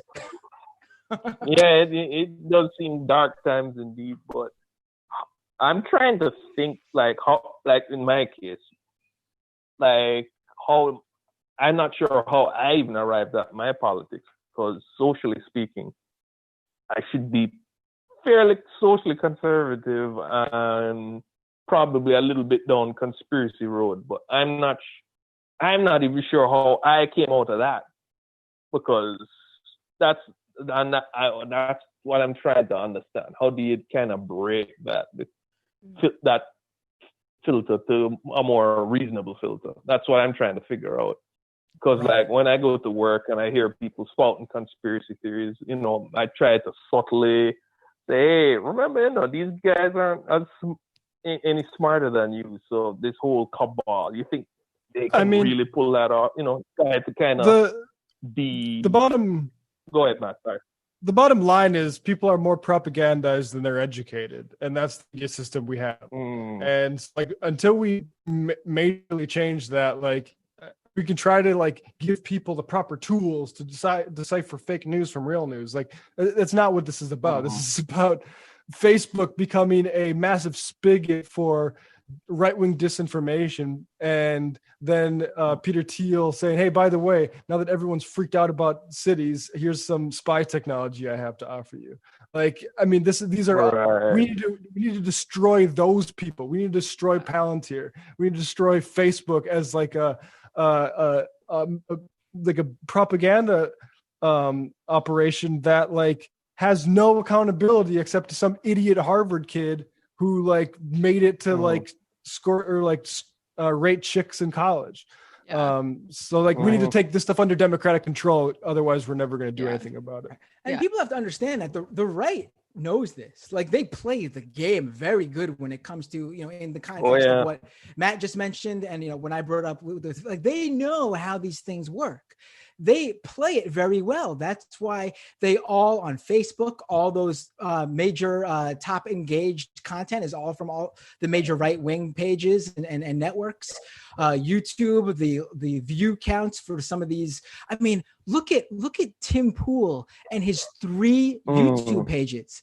The dude is pulling in on every video he puts out. Every video he puts out across 3 channels. He puts out something 3 videos a day across on each of those channels. We're talking hundreds of thousands of views on each video every single day. They know how to play the game. They know how to push their content. And until the left gets in on this and understands how this works, there are some people doing some things. The Gravel Institute is putting out that the PragerU for the left, and PragerU for the left, featuring friend of the show, H. John Benjamin. Right. And that's very smart. But it's honestly, no matter how good they put together the content, it's still going to fall short because they don't have the network also in place that the right does. PragerU just doesn't go viral because they happen to make good, well-produced content. No. There are networks, highly paid networks, channels, pages across all of the major platforms of social media working together to push all this stuff. The fact that it's well produced just gives people more incentive to share it. But these pages and platforms and channels and accounts that are sharing it first, they're working together to do that, to get it in front of you in the first place. Yeah. And until the left figures that out. we got to, until the left figures that out, I don't think we are going to successfully take them on at the same level. Yeah. And they gratify parts of the brain that the left could never touch, right? Like, I mean, I think it's pretty interesting that there is a global conspiracy designed to oppress us, but it's called capitalism. But that's never going to be as sexy to people as like an international cabal of cannibalistic pedophiles, right? Like, I mean, I'm going to say what I always say about this stuff, which is there's no magic bullet. There's no single causal factor, and there's no magic bullet to get rid of it.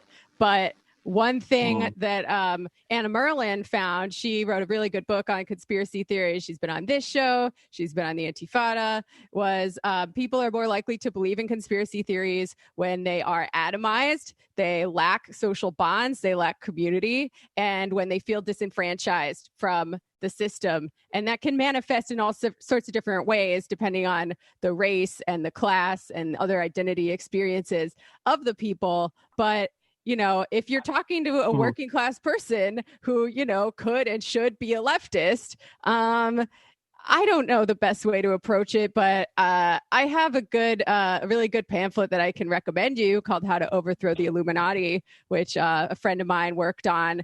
I've seen it. I need to look into it some more. But I guess I'm doing, and I 100% agree with what you're saying, Jeremy. But I also see that I hate to drum that one thing, but I do see, and I'll make it very specific, conservative religion, not necessarily more left-leaning types, but they kind of prime people for this. So I don't know how the left will kind of reinvigorate when it comes to religious folks and try to not see that ground, because I don't know.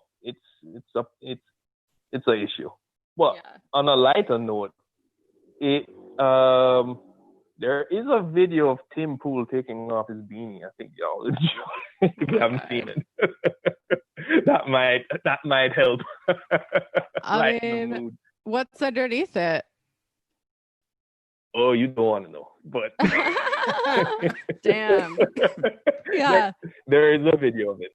Wow. I mean, I don't think the left should abandon skepticism towards religion in the way that it has largely. We have to be very careful because, religion is incredibly popular among the global working class, which is, we need to get all of the religious working class people on our side. At the same time, I don't know, like, there are some really terrible atheists and skeptics out there who basically use it as an excuse to be like Islamophobic and racist and stuff. But like, I don't think that means that we should abandon the project. I don't have it 100% figured out yet, but I do think the left should be secular. And I do think we should point out we need more. We need more Kwame Toure's and folks like that, but to kind of win back, at least on the church, on the religious side of things, right. Because it's kind of dominated by right-wing grifters. Yeah. So from my view of it, the Abrahamic religions have enough contradiction in them that more left-leaning figures, and this is coming from a stone-cold atheist, but there's enough contradiction that left-wing people can win that battle. But I guess we have to figure out how they got knocked out in the first place. Well, yeah, again, it's not ideological. This is all the structure of how were these, funding that's really the problem here. It's not ideological. Right. Right. Yeah.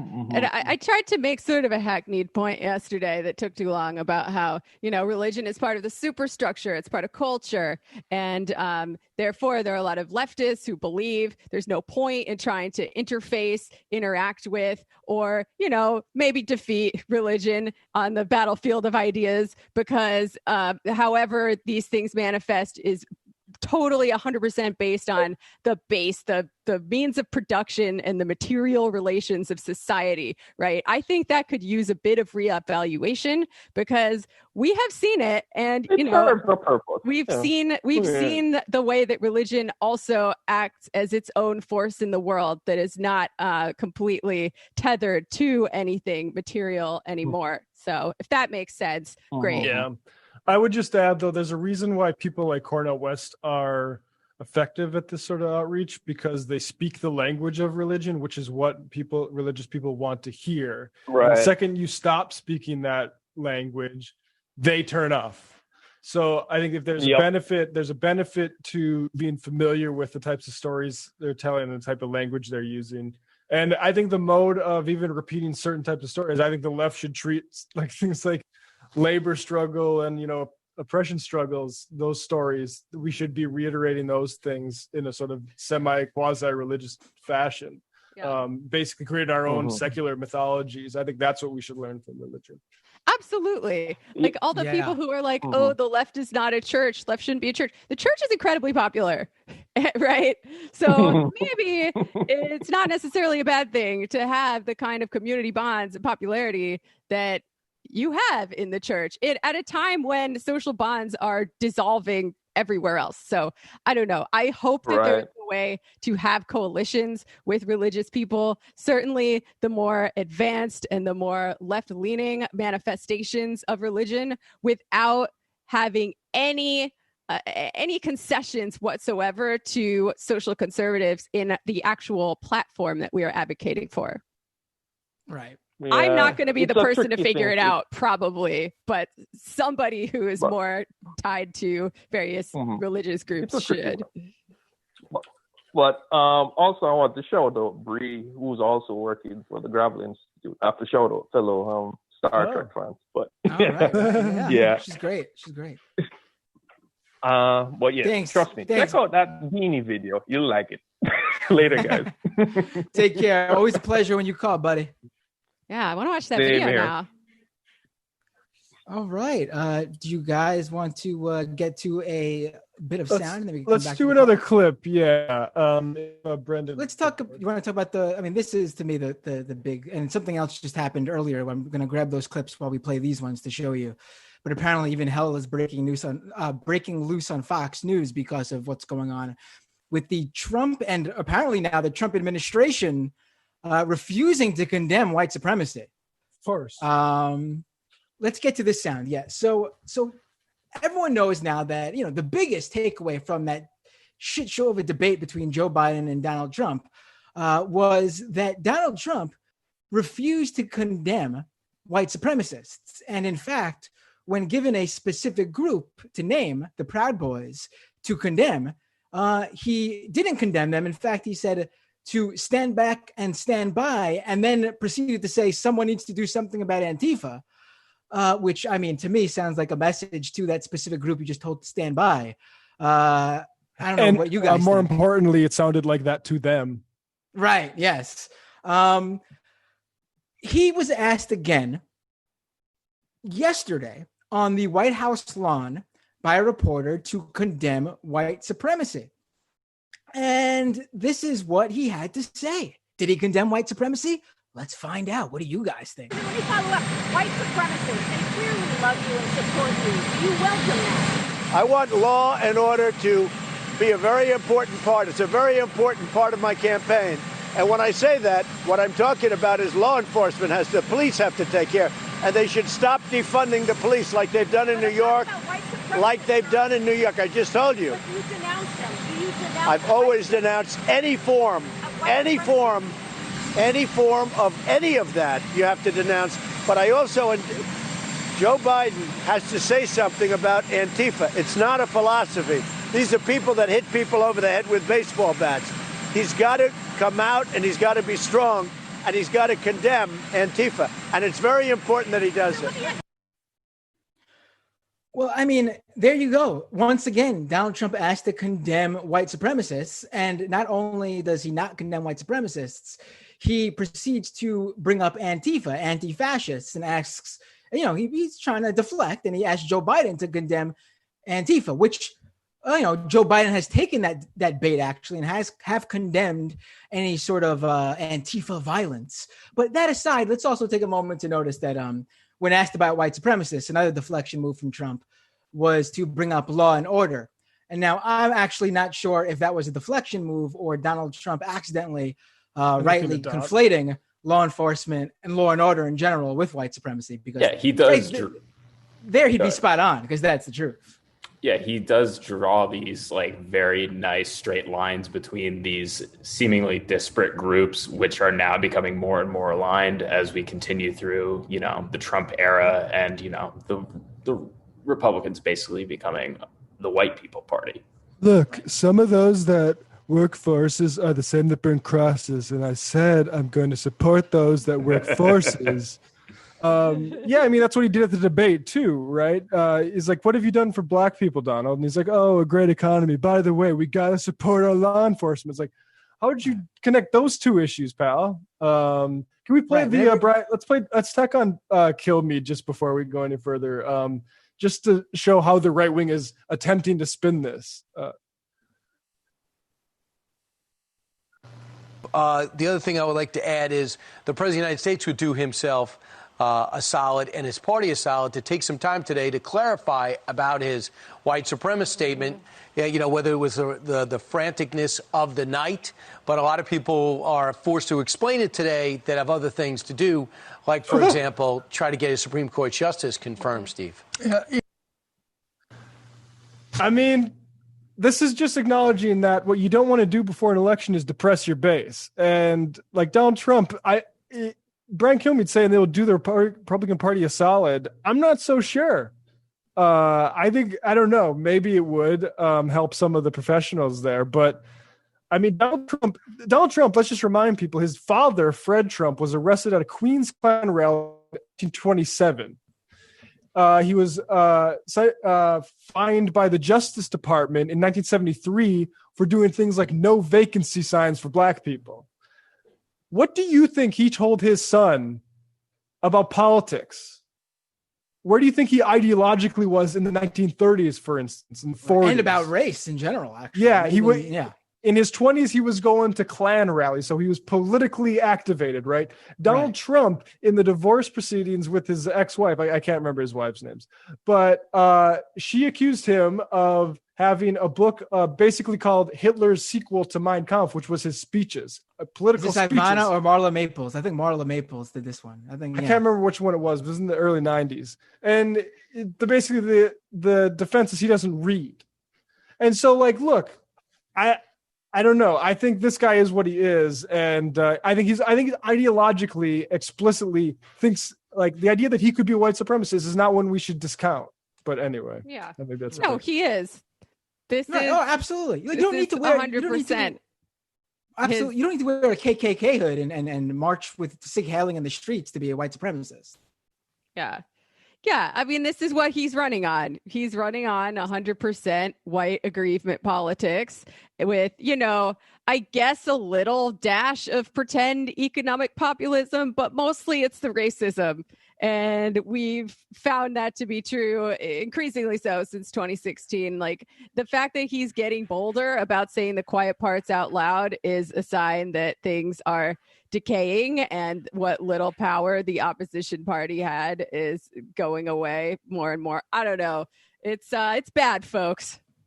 Like, this does feel like something new, right? Because he did denounce white supremacists before, even when he was doing like both sides after Charlottesville. This feels like he's getting a little bit bolder about being on the side of the white supremacists. Pivoting immediately to Antifa. Exactly. That's the change. Is now he's basically saying he's not saying I disavow all of it. He's saying I lament it, but as long as we're going to have Antifa, we're going to have Proud Boys too. That's what he's saying, basically. And I think he is being explicit about that. And I think the Republican Party is 100% supportive of that. And I think, the mainstream media is not equipped to deal with this. Look at the reaction to Kyle Rittenhouse, the Kenosha shooter. They think he's the hero because he stood up to the Antifa BLM protesters and shot 3 of them, killing 2 of them. A Christian group raised $500,000 for this 17-year-old murderer. I mean, it doesn't matter anymore what they think about. It's not a thing about violence. It's being put into policy now as well in places like Florida and Texas, where they're giving people rights to, run people over in their cars if they feel like their lives are being threatened by protesters. Right. Absolutely. That's a great point, Brendan. And to continue on that, actually, this just happened moments ago. Let's get to this. Do you have those clips, Brendan, just to make sure before I go any further? Okay. So to really prove to you, to let you know that this isn't just a Donald Trump thing where he won't condemn white supremacists. This is the Republican Party as a whole. And there's no better proof than earlier today, the White House press secretary, Kayleigh McEnany, was asked the same question about condemning white supremacists. And here's what she had to say. If I could start off, I'd like to ask you for a definitive and declarative statement without ambiguity or deflection. As the person who speaks for the president, does the president denounce white supremacism and groups that espouse it in all their forms? This has been answered yesterday by the president himself, the day before by the president himself on the debate stage. The president was asked this. He said, sure, 3 times. Yesterday, he was point blank asked, do you denounce white supremacy? And he said, I've always denounced any form of that. I can go back and read for you in August 2019, in one voice, our nation must condemn racism, bigotry, and white supremacy. In August of 2017, racism is evil, and those who cause violence in its name are criminals and thugs, including the KKK, neo-Nazis, white supremacists, and other hate groups. I have an entire list of these quotes that I can go through with you. He has condemned white supremacy more than any president in modern history. Just to clear it up this morning, can you, naming it, make a declarative statement that you denounce, that the president denounces it? I just did. The president has denounced this repeatedly. The president was asked this. You're contriving a storyline and a narrative. I'm just asking you to put this to rest. I just did. I read you all of the quotes, and if you need to see them in writing, This is the thing. I'll put them in an email. Hold on. So, Kayleigh, can you right now denounce white supremacy and the groups that espouse it? The president has denounced white from the supremacy, the KKK, and hate groups in all Really forms. is amazing. He signed a resolution to that effect. The president just last week, perhaps you all weren't covering it, but just last week expressed his desire to see the KKK prosecuted as domestic terrorists. This president had advocated for the death penalty for a white supremacist, the first federal execution in 17 years. His record on this is unmistakable, and it's shameful that the media. Yeah. Okay. You know, rarely though. I just want to interject for 1 second. Rarely do you get this like that, and I usually wouldn't play a clip that long, maybe, but the president gets asked something and then he immediately moves on. They had McEnany, the White House press secretary, there for 2 minutes straight. And she could not just say the words. And it's really something to behold. I don't know what else to say to describe what you just saw other than just amazing. Like, they just can't do it because they know what would happen politically if they did. Yeah, and I just gotta say, don't upset the base. Jay Rosen is right about this. This was, I think, about maybe Rittenhouse a while back, but she was hired to fight with, or in this case, to fight at the press, not to spin or spar, but to degrade and discredit reporters, which generates clips for the base. When the press shows up to be fought with, it confirms the logic of the appointment. They needed to stop humoring any of these spokespersons, but McEnany particularly. Stop acting like stop going and do some other journalism somewhere else. Well, I mean, I think it's, if you're a White House correspondent, that's, you're there. That's what you do. So I don't think this was a Fox News reporter too, by the way. This is John Roberts.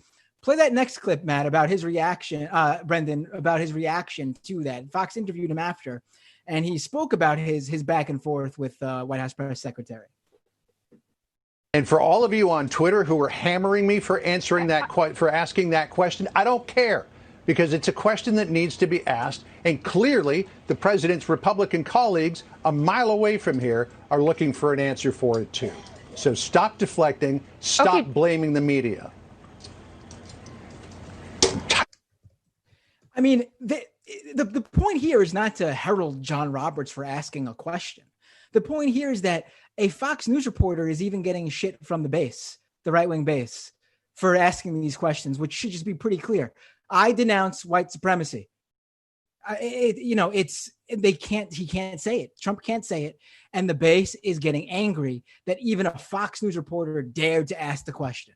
Yeah, no. And I think it's good that they are making it clear, right? That is one purpose that the press serves, is to clarify, oh, wait, what did you just say when you were like, hey, fascist street gang, stand back and stand by? What did you mean by that? But also, it's never going to be enough just to identify it and call it out, right? Because we can have all the best opinions in the world and we can have all the best knowledge in the world, but if we don't have power, these people are still going to have a unified, authoritarian, right-wing government, right? So that is only one piece of the puzzle.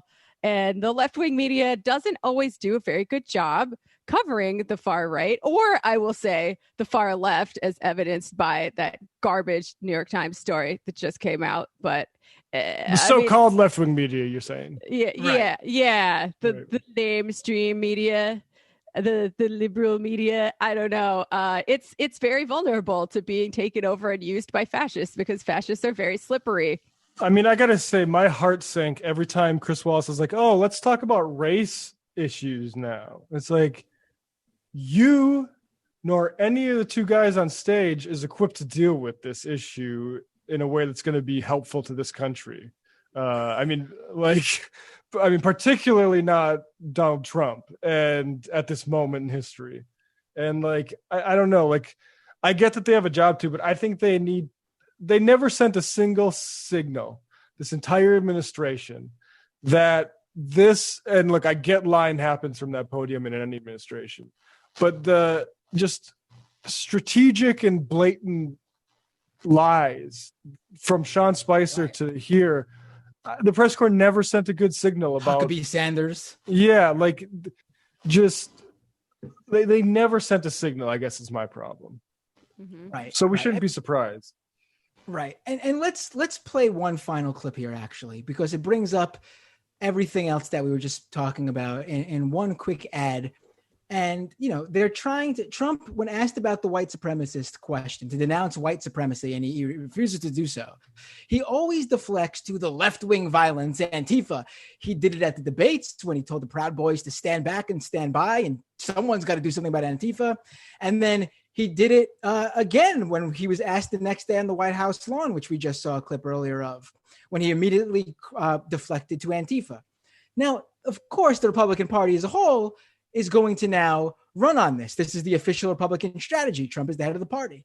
So let's watch this ad here. Antifa is an idea, not an organization. You got it. Not militia.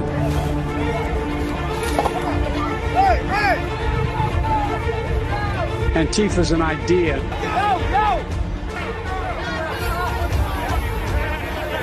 Antifa is an idea. Flames rip through the lower level of St. John's Church. And as you can see, there's definitely a fire here. The historic church set on fire by protesters is lucky to still be standing. Hey, we got it! We got it! You okay? Antifa is an idea, not an organization. You got it. Not militia.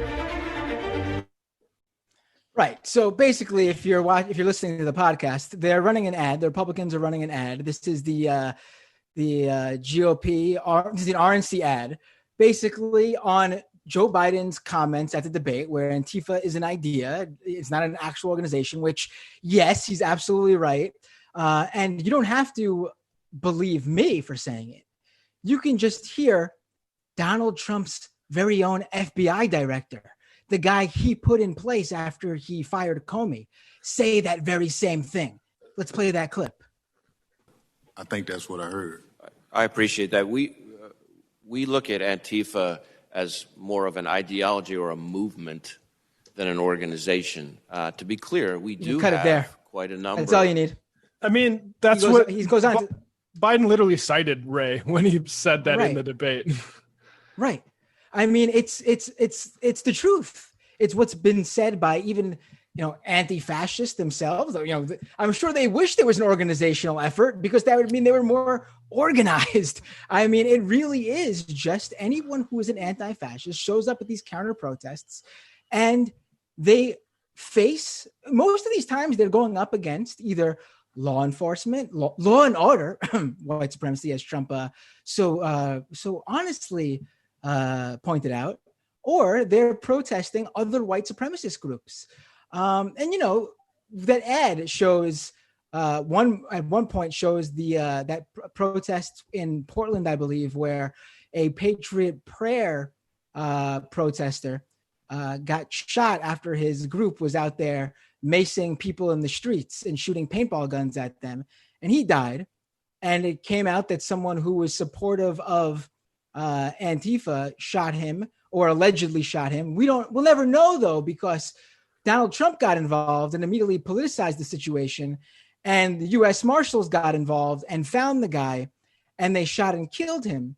And they say there was a gun battle. However, according to people who were there, witnesses, including an ordained minister, said the guy who the U.S. Marshals were after, the alleged Patriot Prayer shooter, the shooter of the Patriot Prayer guy, never drew a gun and was basically just executed right there when these police officers showed up, gave him no chance to even surrender.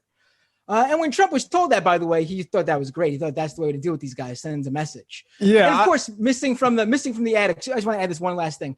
Missing from the ad, of course, was just a couple of days earlier when Kyle Rittenhouse showed up and murdered two BLM protesters. Yeah, I would suggest that if Antifa was an organized violent group performing political assassinations, you might want to not just send a goon squad full of U.S. Marshals to murder him in the middle of the street and then like lie about it, saying it was a gunfight, but kill him without questioning, who is here. I mean, and there's also insinuation. We won't get into that, but I mean, yeah, like it clearly not. If a president was responding to an organization, it'd be like, let's capture these guys and figure out, like, for instance, let's capture the Proud Boys and figure out who they're planning violence on. We know exactly who to go after. No need to figure out who's even leading that organization. Gavin McInnes has come out and said he formed the organization. And I know it's a little bit hard to find. I mean, he only explained the whole reason behind the Proud Boys on a little known audio program. What's that show called? No one really watches it. Oh yeah, the Joe Rogan Experience, right? I mean, these guys are right out there, broad daylight, and they just run amok. Yet, however, the right is still trying to figure out who the CEO of Antifa is. Maybe one day they'll find him. Well, I like how Joe Biden both, like Trump's trying to hit Joe Biden on the crime bill and also being a supporter of Antifa. Like, good luck. Well, it doesn't make sense. None of his attacks on Biden make sense. He's not trying to persuade people to vote for him at this point in time. He's just planning to steal the election. So, he can have it both ways because he doesn't play by the normal rules of media or of politics. He can just lie out both sides of his mouth and his supporters accept it, and it's fine. I really liked that FBI report. Did you guys see about how it's hard to infiltrate Antifa because there's too much reading involved, and also it's hard to cut off. You can't cut off their funding because they all like eat trash and live in dumpsters or whatever. Like there's some organizing involved in anti-fascist organizing, right? That is true. There are small groups of people who get together and plan, oh, we're going to go to this thing. Let's get some signs. Let's get some shields to defend ourselves. Let's carry some water or whatever. But the idea that it is some kind of like international or national organization that's getting funding from George Soros or whatever is like obviously false. That's why we need to be careful with this riot stuff, because if you notice in that ad, when they say like they're organizing riots, the clip they play is those people pulling signs out of a U-Haul. That's not rioting at all. Yeah, pulling signs is nobody riots with signs. Yeah, right? You convinced me. You convinced me, Matt. We can talk about riots as a positive or interesting thing within our leftist circles, but mainstream media should probably not use that word so liberally. Right. It's the reason this happens though is because the right wing doesn't know how organic organizing and protesting works. There's really nothing like that on the right. Because theirs is all organized by some sort of conspirator. Right. It's all astroturf. It's either It's either some new grifters who are just getting together to find some money-making scheme, like we saw with a lot of the anti-mask rallies that happened, the anti-lockdown stuff that happened over these past couple of months, where it was uncovered that like one family who was starting this grifter organization of right-wing news media sites was secretly behind all those Facebook events that have brought out all these people across the country.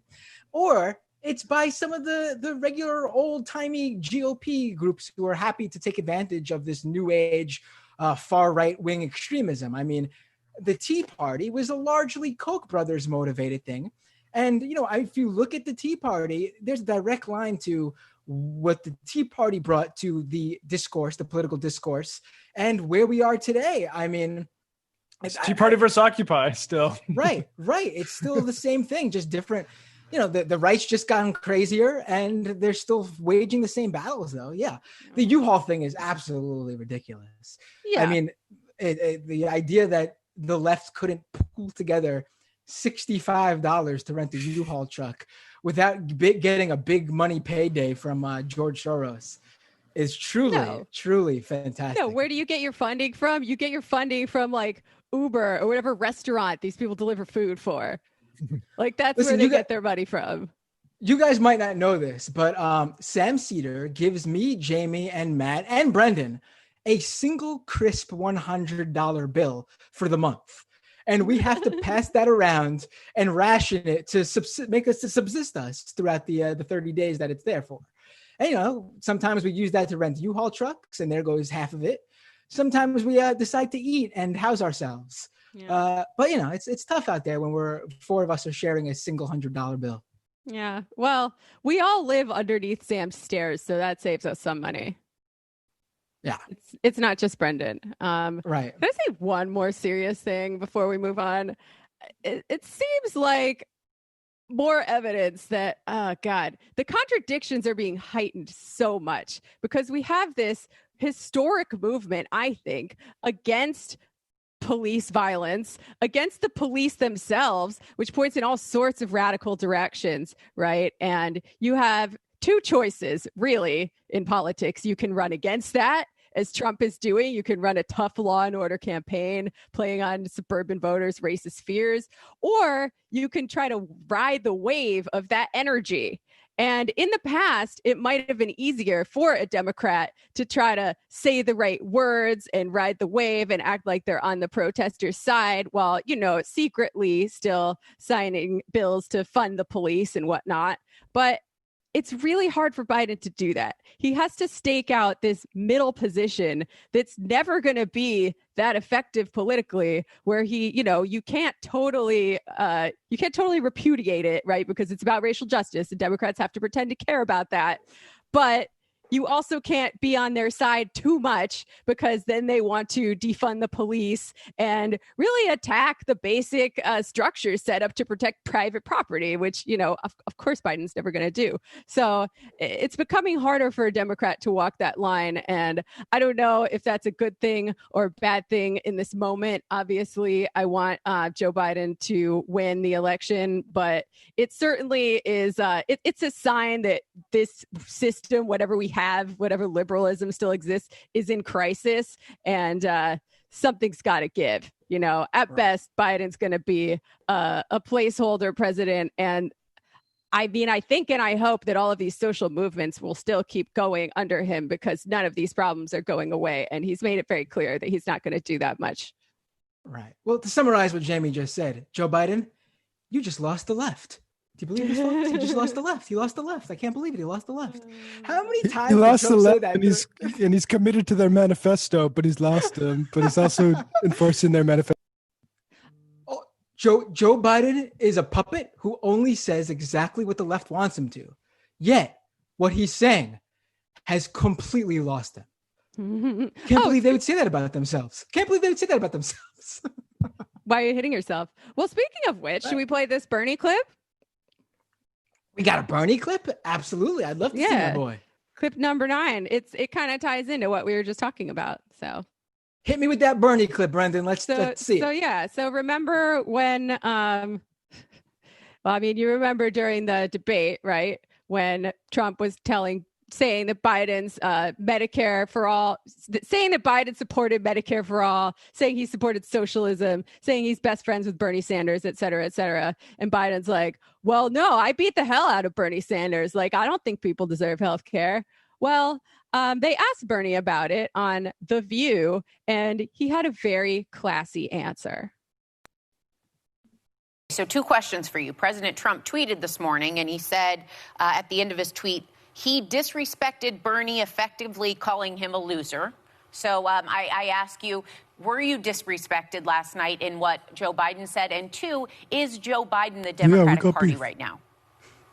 Well, first of all, in terms of Trump, I know that Donald Trump loves me, and I know that Donald Trump supports everything that I believe in, and that's why he would send out that tweet out of compassion and concern for me. I know that, but you will excuse me if that may not quite be the case. Look, what that exchange was about was an interesting exchange, okay?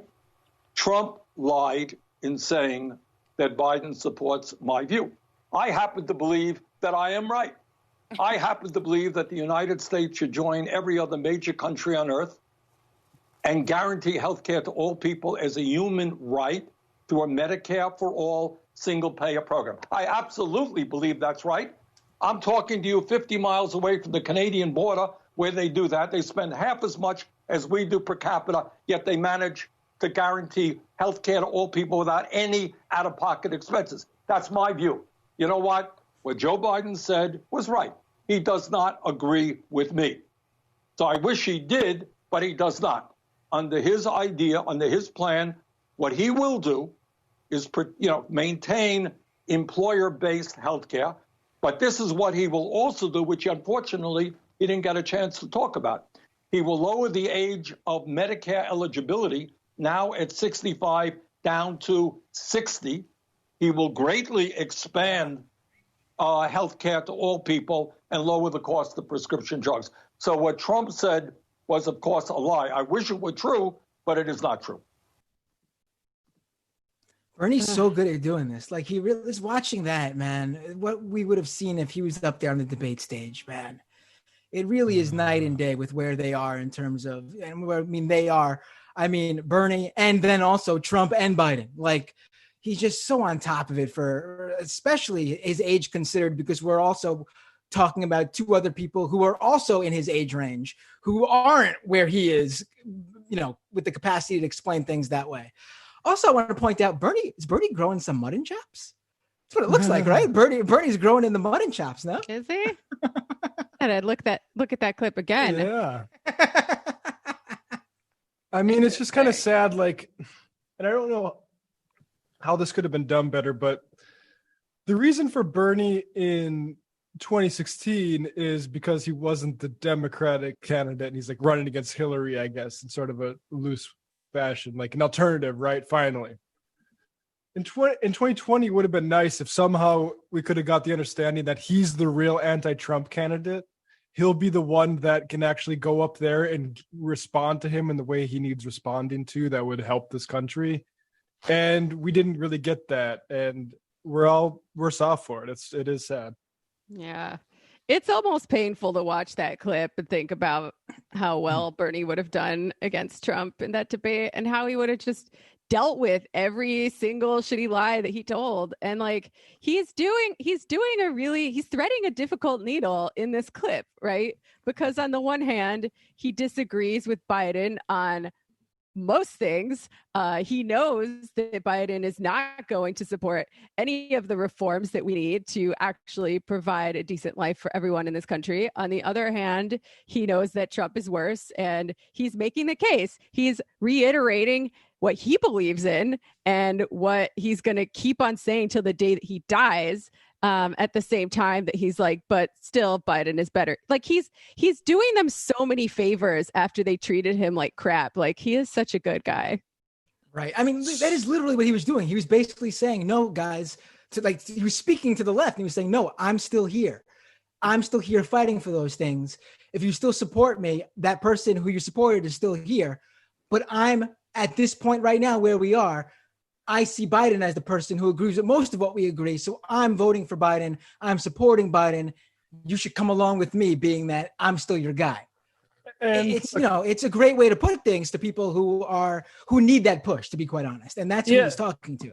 And like, I think Trump thinks more of those people are there that really need that push. I don't know. Maybe I'm wrong about this, but I think most people, apart from like a few Twitter accounts that make hay off of this, get what Bernie is at on this thing and why none of this is a surprise.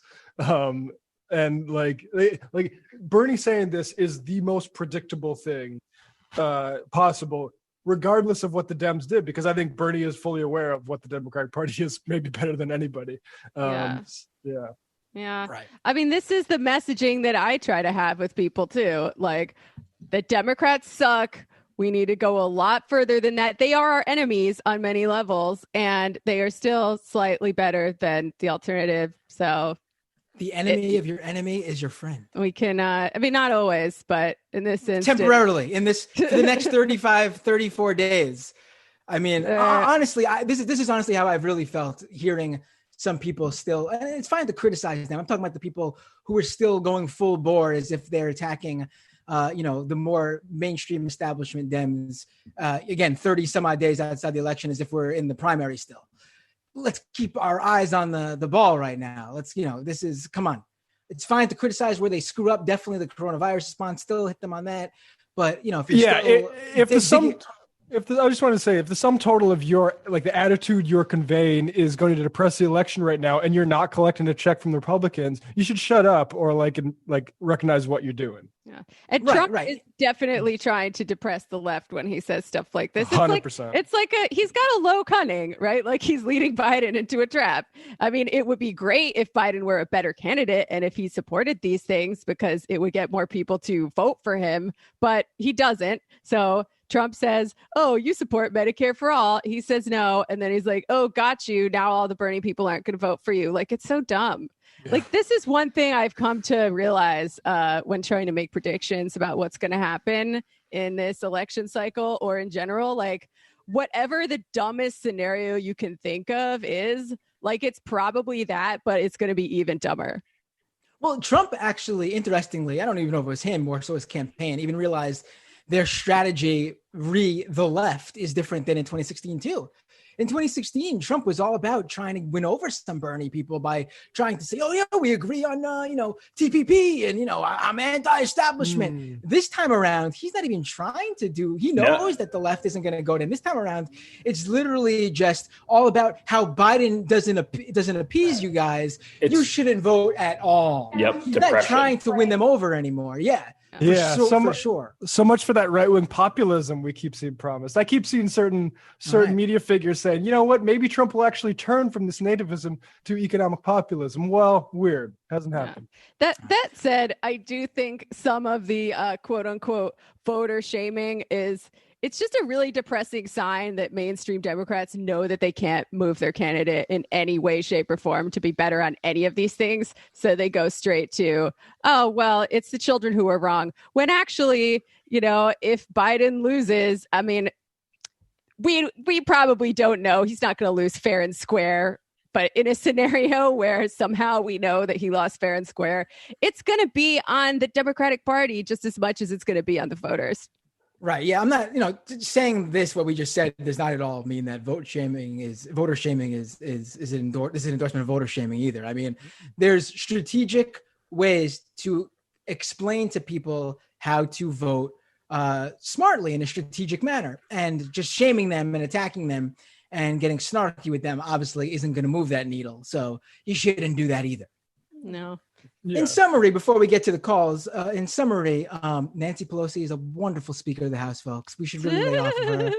I mean, let's stop hurting the establishment Dems' feelings.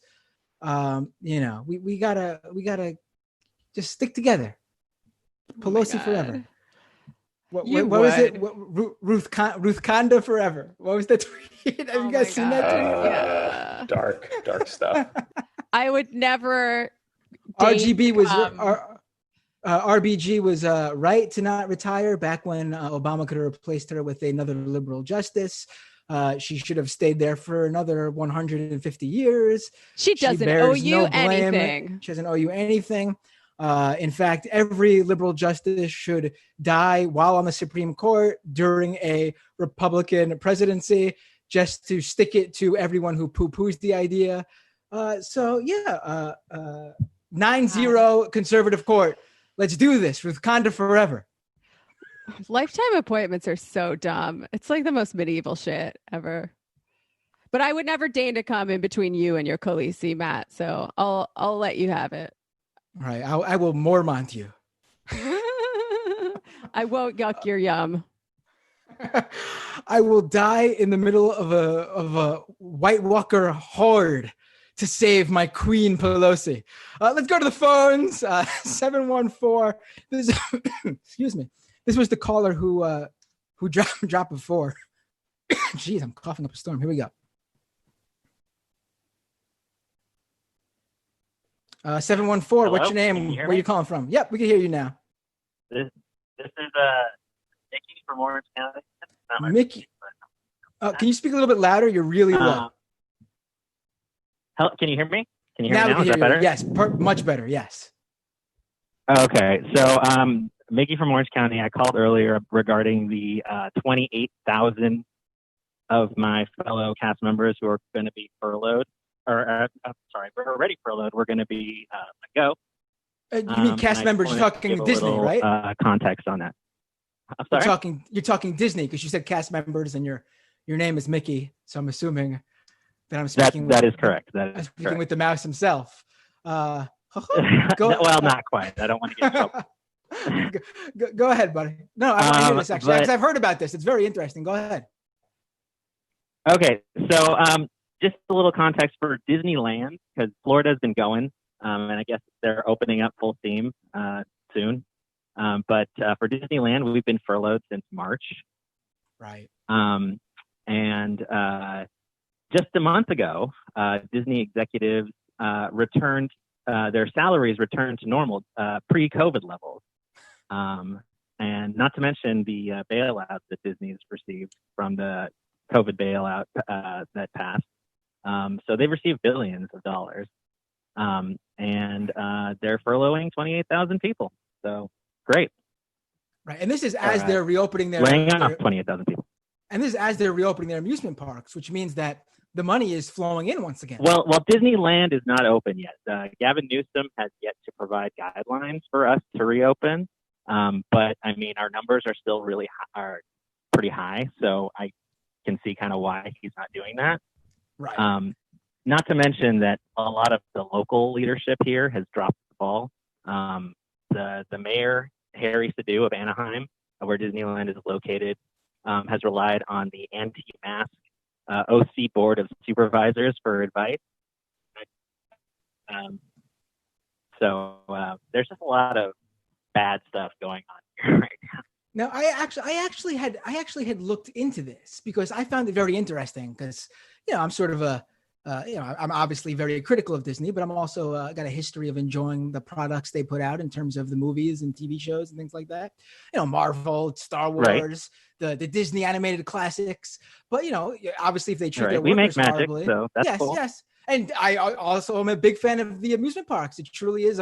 You guys honestly make that experience for kids unlike anywhere else I've ever seen. And, they can't do that without you guys. So really kudos to you guys for doing that for kids. It really does, mean something.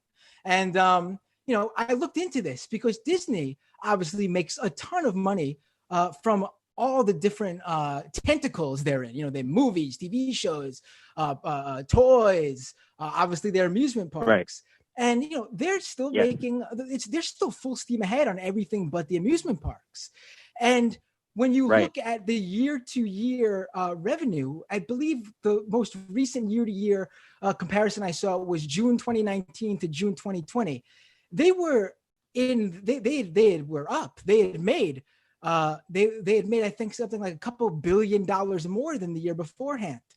And then to top that off, though, when you looked at the previous quarter, now this was a quarter where I believe Disney World was closed for either the majority or at least half of it, because Disney World opened up. What was it? Right as the summer began, right when Florida started seeing increase in COVID cases. That's when Disney decided to open up Disney World again. Right. So go crazy. Right. So, but right as that is happening, Disney's third quarter ended. I believe it's the third quarter, and they came out with how much they lost from the amusement parks. And get this, with their overseas amusement parks open, those amusement parks that were open were still bringing Disney a profit at, I think it was like a 25% capacity rate. Because, even though they're open in other countries, they still have to follow those guidelines where they can't open full capacity, right? Because obviously that's dangerous to do, even in a place that's safe to reopen. So they are still pulling in a profit. And to really make you understand this, that means they are able to pay off all the costs, all the people they hire at these amusement parks when the amusement parks are open. So these people that come in, work, and they pay for the food and all the logistics and all that, and still make money after paying all that at 25% capacity. So they are making a ton of money, usually at 100%, which means they have more than enough money to pay you guys, so you guys are healthy and safe and ready to go back to work when they can safely reopen for you. So the idea that they would lay you guys off. Go ahead. Yeah. Well, I mean, not only that, we've been furloughed for a month. So they paid us for like a month and a half, maybe, when COVID first started. And then they're like, sorry, you guys, you have to figure out this system. And then, tons of us had a really hard time dealing with it here in California, which wasn't the greatest at first. It's gotten a lot better since, but it's still, it's not great. Right. And, and by the way, you know how, not to mention they've also received billions in bailouts. Right. From right, and you know how Donald Trump at the debate said how stock market goes up, that means jobs. Remember he said that? Well, I looked at what Disney stocks are at, and in 2019 at this same time, it's only down. The stock's only down a couple of dollars. So a global pandemic that shut down an entire division, the amusement park division of Disney, wasn't enough to hurt them any more than a couple of bucks. Than when they were at full steam ahead with their movies, TV shows, and amusement parks pulling in all the billions and billions of dollars it does. So for anyone who thinks, Disney's been closed for all this time, so while I feel bad for Mickey on the phone here and the 20 other some odd thousand people who got laid off, they need to, tighten their bootstraps and make cuts so they could survive. No, that's not the case. They want to continue to make as much profit as possible. They have the money to pay these guys and still make profit, but they got to make the shareholders happy, and they've got analyst estimates to hit. And they're not quite hitting that. I believe the analysts wanted them to make it the last quarter. They wanted them to make $12.4 billion. And I think poor Disney only pulled in $11.8 billion last quarter during a global pandemic. Wow. So, sorry, guys. Practically starving over here. Yeah. So, Mickey, thank you for calling in. Really appreciate it. No, go ahead. Can I just bring up one thing, one local thing real quick? So, you're trailing off a bit. Can you get back on the mic? You're trailing off. I just wanted to say the city of Anaheim decided to give $6.5 million to a tourism group to advertise Disney during the closure. So instead, we've learned that the group that that much may have shipped a substantial portion of those money. And you're cutting out again, buddy. I'm sorry. You're cutting out. We can't hear you. Can you hear me now? Yeah. Stay exactly where you are and go. Yeah, go ahead. Okay, sorry about that. So the city of Anaheim has given a tourism group, Visit Anaheim, which is connected to Disney, $6.5 million. We've learned that they've chipmunked that money away, a substantial portion. And instead, our city council has been trying, or the Anaheim City Council has been trying to get those funds for laid off Disney cast members, but instead it's gone to a Disney tourism group. So I just wanted to add that last little part back in. Wow. Unbelievable. For a Disney tourism group that can't even advertise to people who go to Disney because it's closed in California right now. Correct. Unbelievable. So they can't even argue that money's going into getting those workers back so we could get people in there. So we need the workers back. And they can't even argue that. Unbelievable. Thanks for calling in, though. Really appreciate it.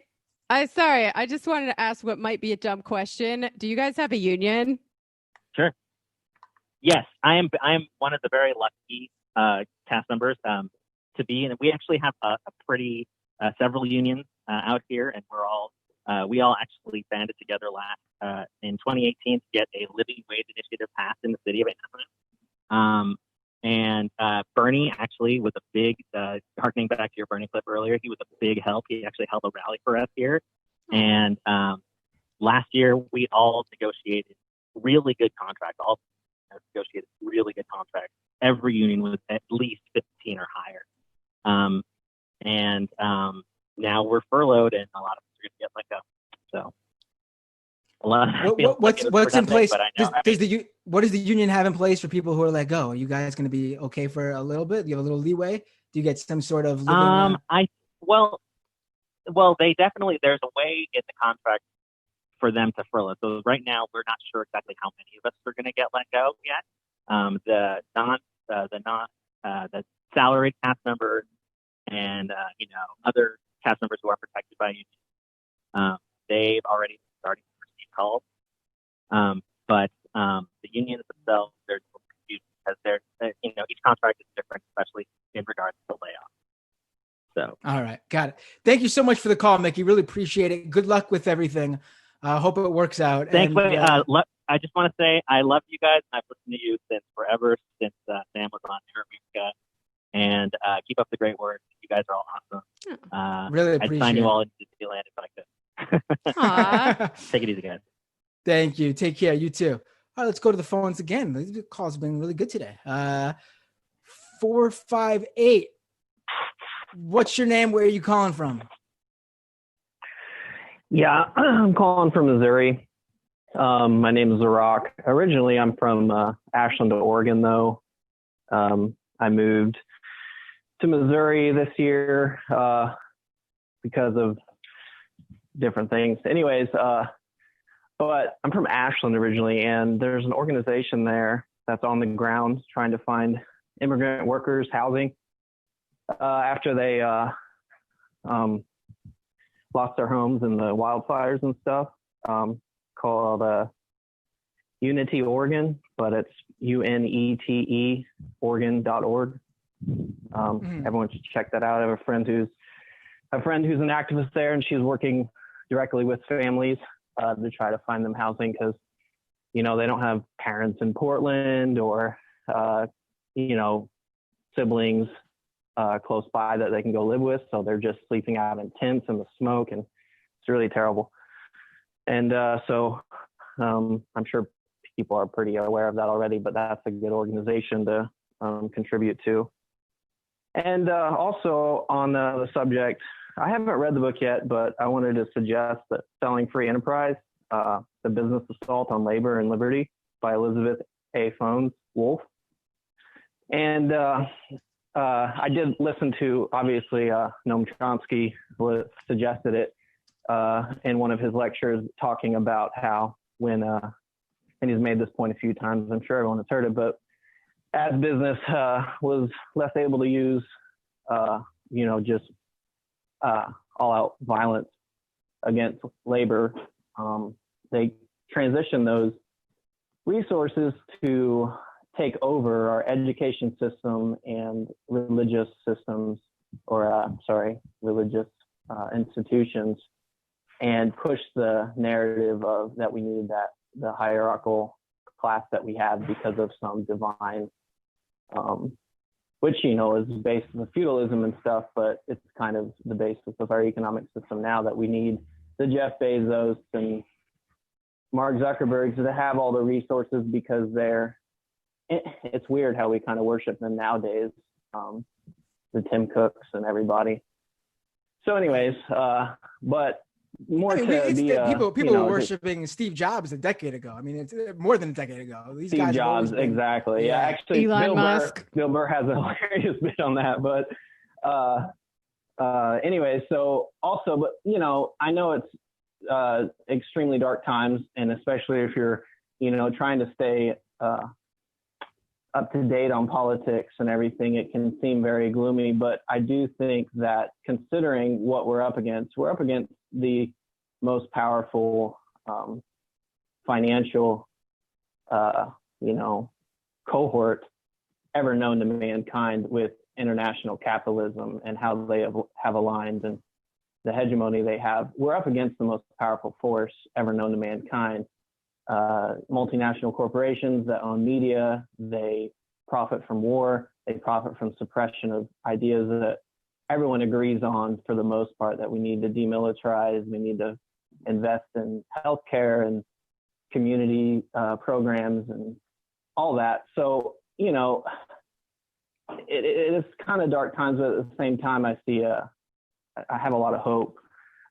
Bernie Sanders being the most popular politician in the world practically, and certainly in America, even though Donald Trump sucks up all the airways, all the media, Bernie Sanders, everyone trusts him and knows that he's and loves his ideas. So at the same time, unfortunately, he didn't become president, but I think what he started is going to be our political landscape in the next couple decades.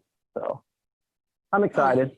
I mean, you could just see it in who's getting elected. I mean, we have the squad who got in 2018, and then from there, exactly, you have the squad Bowman with and Cori Bush. There's going to be and it's going to keep happening. I think as long as the left keeps on at what it's doing. I mean, the left has never been stronger, at least in modern history. I mean, I would put it in the context of, I agree. And I we talk about like the Jakarta method internationally, the murder regime against leftist ideas. There's ideologically mass murdered there internationally, as Vincent Bevins highlights in his book. We also have COINTEL, everything domestically. And we all know that stuff. And the point about, exposing it is not to get demoralized by it, but to show that like they did all of that. And yet it didn't take like centuries for the left to return. Like the left is already coming back now because frankly, this stuff is necessary. Yeah. I was just and they co-opted the move. Sorry, I was just going to give another example. I just wanted to make one more. Go ahead. You got one more point. Say what it is. I was going to say that at the times of forcing Henry Wallace out of the vice presidency and jailing Eugene Debs and that, all the effort that went into it, and then co-opting the message of freedom and everything. And now we're like Matt said, we're kind of waking up to it, and I feel pretty confident that will be the mainstream pretty soon. Yeah. So, anyways, I mean, it's possible. Good luck. Hopefully, good luck to you guys, it's never looked better for that to come true. I mean, even with exactly, and I think one thing people are not considering is that anyone who thinks a Biden presidency will be analogous to an Obama presidency, the Obama presidency, the 8 years of Obama, there was no organized left. I mean, Occupy didn't come in until almost the end of Obama's first term, and really didn't. I mean, I think it's a very important moment on the left.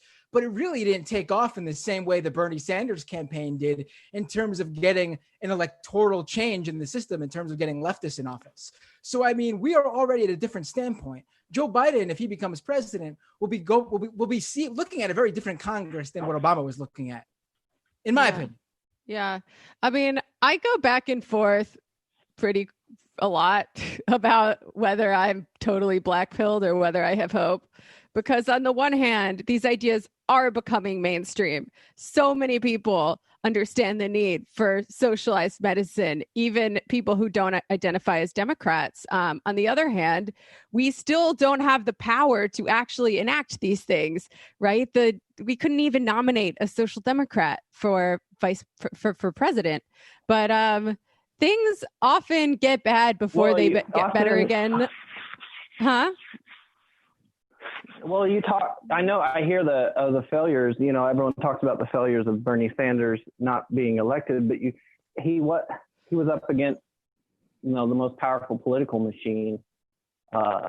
He was up against a lot. Against Biden, they all so I don't think he's failed. Unfortunately, he's not going to be able to run again because he's older. Who knows? But I think that even with if he was not be on the political scene anymore, it might even catalyze this even more. So I don't think to look at it as a failure, I think is just a little bit short-sighted when we can look ahead to a decade from now when we've won, we have 30 Alexandria Ocasio-Cortezes and 30 Bowmans and all these amazing people that are being elected, from Justice Democrats to, and even DSA members being, that just wasn't even close to an option. Yeah, I mean, we need to get to double digits ago. first. Anyone. Right.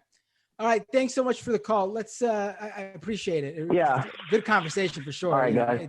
Take care. Can I finish what I was going to say? Go ahead. I'm going to finish what I was going to say. Now I lost my train of thought. No, I've been reading through some Black radical history. Specifically last week, I read about the kind of sundering that occurred between the civil rights movement, the Communist Party USA, and organized labor in the 1940s and 50s, partly as a result of McCarthyism, but partly as a result of racism and people who were, even who identified as leftists, but who were too invested in white supremacy, and it made it really hard for Black radicals to bridge those divides. And the left got killed. Like, there was a real lull in the 1950s. And then what do we get in the 1960s? We got a new wave of radicalism, of Black radicalism, in the form of the Black Panther Party, which they did so much that they're still really remembered as an important thing by leftists all over the world, really. So all that is to say, people can be fighting against ridiculously steep odds, and it can seem like you've been defeated by the enormous powers of the state and of capital, but you know what? The problems aren't going away, and people will always fight back, and they'll always find a new way to reiterate the struggle. At the same time, this is what I was saying before. Just changing people's opinions doesn't do that much to build power, right? We can see everybody in the country is for Medicare for all, but we still won't necessarily get it unless we build the power that we need to get it independently of the Democratic Party. So in the years to come, I really hope people on the left take it seriously that we need to be building institutional power outside of the Democratic Party, outside of organized labor. We need an explicitly political organization that engages with all of those things and stitches the struggles together, but still has an independent existence so that it is better able to hold our electeds accountable or back them up when they come under attack by the powers that be. All right. And Jamie, I just want to say, I didn't mean to cut you off. I just thought we should end the call. So you no worries. Off the air. Yeah, I would never tell you to be quiet, Jamie. You can talk as long as you want. I'm being serious too. Oh my God. I appreciate it. I don't even know what to do with that. I'm so not used to it. Exactly. That's what I'm saying. And I just want to make it clear that while some people who usually host this show might not appreciate your genius, I think you add a lot to the discourse, Jamie. And I would never, ever take that away from people, the ability to hear your thoughts. Oh, buddy. Stop it. What time is it? Do we have what are we going to do here? Read some IMs? IMs, yeah. We'll read some IMs. All right. So Assy McGee says Tulsi just did a Prager to You video. What? Did she? I missed that. Oh my God. Yeah, Tulsi's aligned with fascist talking points. That's the main thing about her, actually. She is and she also endorsed Bernie once. Right. Silver Ball Stud. Why are all my Bernie voter friends retreating into lib territory while the 2 to 3 Tulsi fans I know are the ones who actually can communicate to me the real merits and goals of the left while ignoring Tulsi's status as grifter? Well, I mean, I can't speak to the people you have to be more specific. I really don't like this IM at all. Like, there's zero specificity of what retreating into libs mean. Get the fuck out of here. Let's go to the next. Try again. But it also could possibly speak to what we were talking about before, where the smart intellectual left has moved on to realizing what's right in front of us, and the weird Tulsi stands are still focusing on dumb primary issues about actually vote shaming people who just like make the common sense observation that the Democratic Party is preferable to Republican Party. Right. I'm so sick of this shit. Rabbit honestly. from same. Sorry. Rabbit from Boston. What's your favorite Nintendo console and game for that respective console? No Mercy for Nintendo 64, the best wrestling game ever made. I don't know if you guys have. Yeah. I mean, I guess GoldenEye. 64 wasn't really my console, but I did like GoldenEye.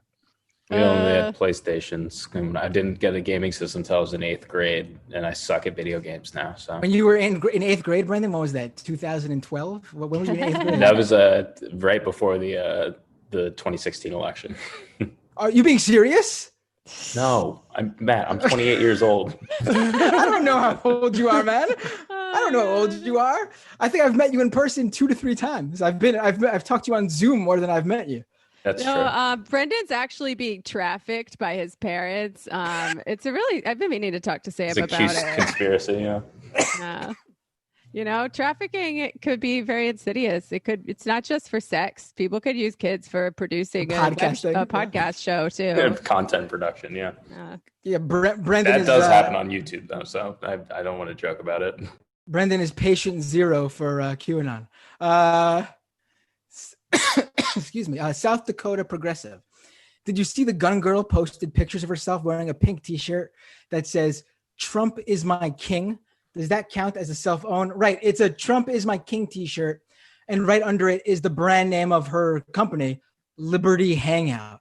Yeah. Nothing gets more counter. And by the way, I interviewed the gun girl on my podcast, doomedpod.com. Really? Yes, I did. Wow. Back. This was after the diaper incident, before she officially became the gun girl. And, she trashed Charlie Kirk publicly. So I wanted her on to discuss that, first of all. And once I got everything I needed out of her in terms of secret Charlie Kirk information, I basically let her have it. So you can go back, and it was like the 6th episode of the podcast, really early on. I mean, funny part of that is like you can obviously the hypocrisy and historical illiteracy of that.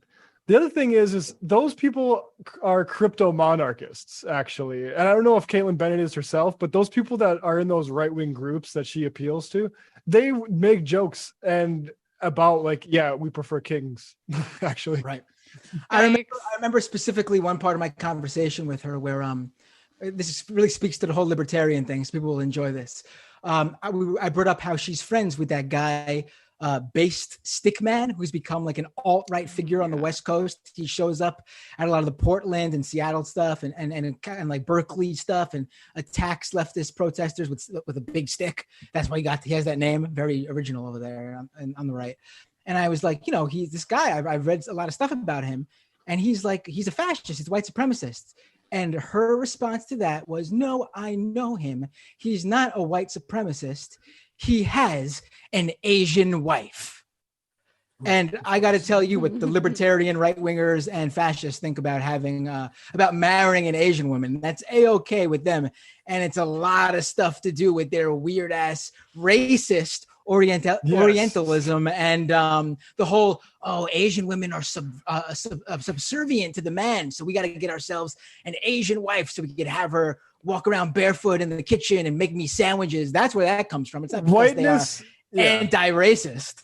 Whiteness is a political category that doesn't just operate in America, operates in places like Mexico or Japan also. Still operative.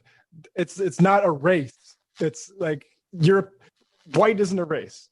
There. That's right. I guess that always really needs to be said. Well, it is a race, but race is fake. I'm going to read a few more. Yeah, right. Yeah. I mean, but it's not like right. It's not even an. I mean, it's not a biological category. It's a political project. It is a political construction that now operates as what I would call a real abstraction in the world, right? Because the things that it does are very real. Its effects in the world are very real, but it's not based in anything real. It's the class stratification based on, I mean, we used to call it Christian before we needed to incorporate a few other people into it, and then we decided to call it white, right? Mm-hmm. That's pretty much all you need to know about it in this country, at least. But we should probably wrap. It's almost 3:00. Right. Let me just read a few more really short IMs that are funny and won't spark conversation. They'll just be points laid out there. Okay. Cap no fun. Oh no, not the fourth wave of ska. Jedi Duck 100 Gex is good. V friendship ended with the Antifada. Now Matt Binder is my best friend. This is all related to 100 Gex. Wow. Binder Dad, this is my real dad. Yes, this is the real Binder Dad saying this is my favorite episode ever because we talked him up on the show earlier. Much love, comrades. Tom Hopman says riots got you the weekend overtime and the legal ability to form a union. They're not all bad, folks. Absolutely. Was that Tom Hopman? That's right. Tom Hopman, right. QAnomenom says Bernie intro music equals Enter Sandman by Metallica. Is that? I don't know if that's ever happened. There's another fake Binder Dad out there saying love you, son. I'm not gonna fall for that one. There's another Binder Dad now called Binder Dads saying we all love you, son. That's the weirdest prank ever. Like yeah, this is pretty bizarre. Gregory says Jimmy Dore just talks all that shit because he thinks he's safe in California. American History X was set here for a reason. Amy Jean says, please watch Katie Porter eviscerate Pharma CEO clip. Amazing thrill. Right. We didn't get a chance to get to that, but it is really great. Maybe tomorrow. Red Sox Sucks says Cenk apologized for Dave Rubin the other day. Really? I got to check that out. Oh my God. And he should also apologize and rectify never having Jamie, Matt, and Matt on TYT. That should be rectified immediately. Gregory with the final item of the day. The NWO game was better, Matt. Too sweet, obligatory. Vince McMahon sucks. Folks, that is our show for today. YouTube.com/Matt Binder. Subscribe there now and tune in tonight at 9:30 for a live show about QAnon. And then if you can't catch the live show, you could check it on the YouTube later or doomedpod.com for the podcast that comes out right after. Whatever you want to drop, guys. You'll be back here tomorrow, right? Yep, back tomorrow. Bye, folks. See you then. It might take all the strength I got to get to where I want, but I know somehow I'm gonna get there. I wasn't looking when I just got caught between the truth and the light bulb, but finding out won't make me feel any better. Yeah, I know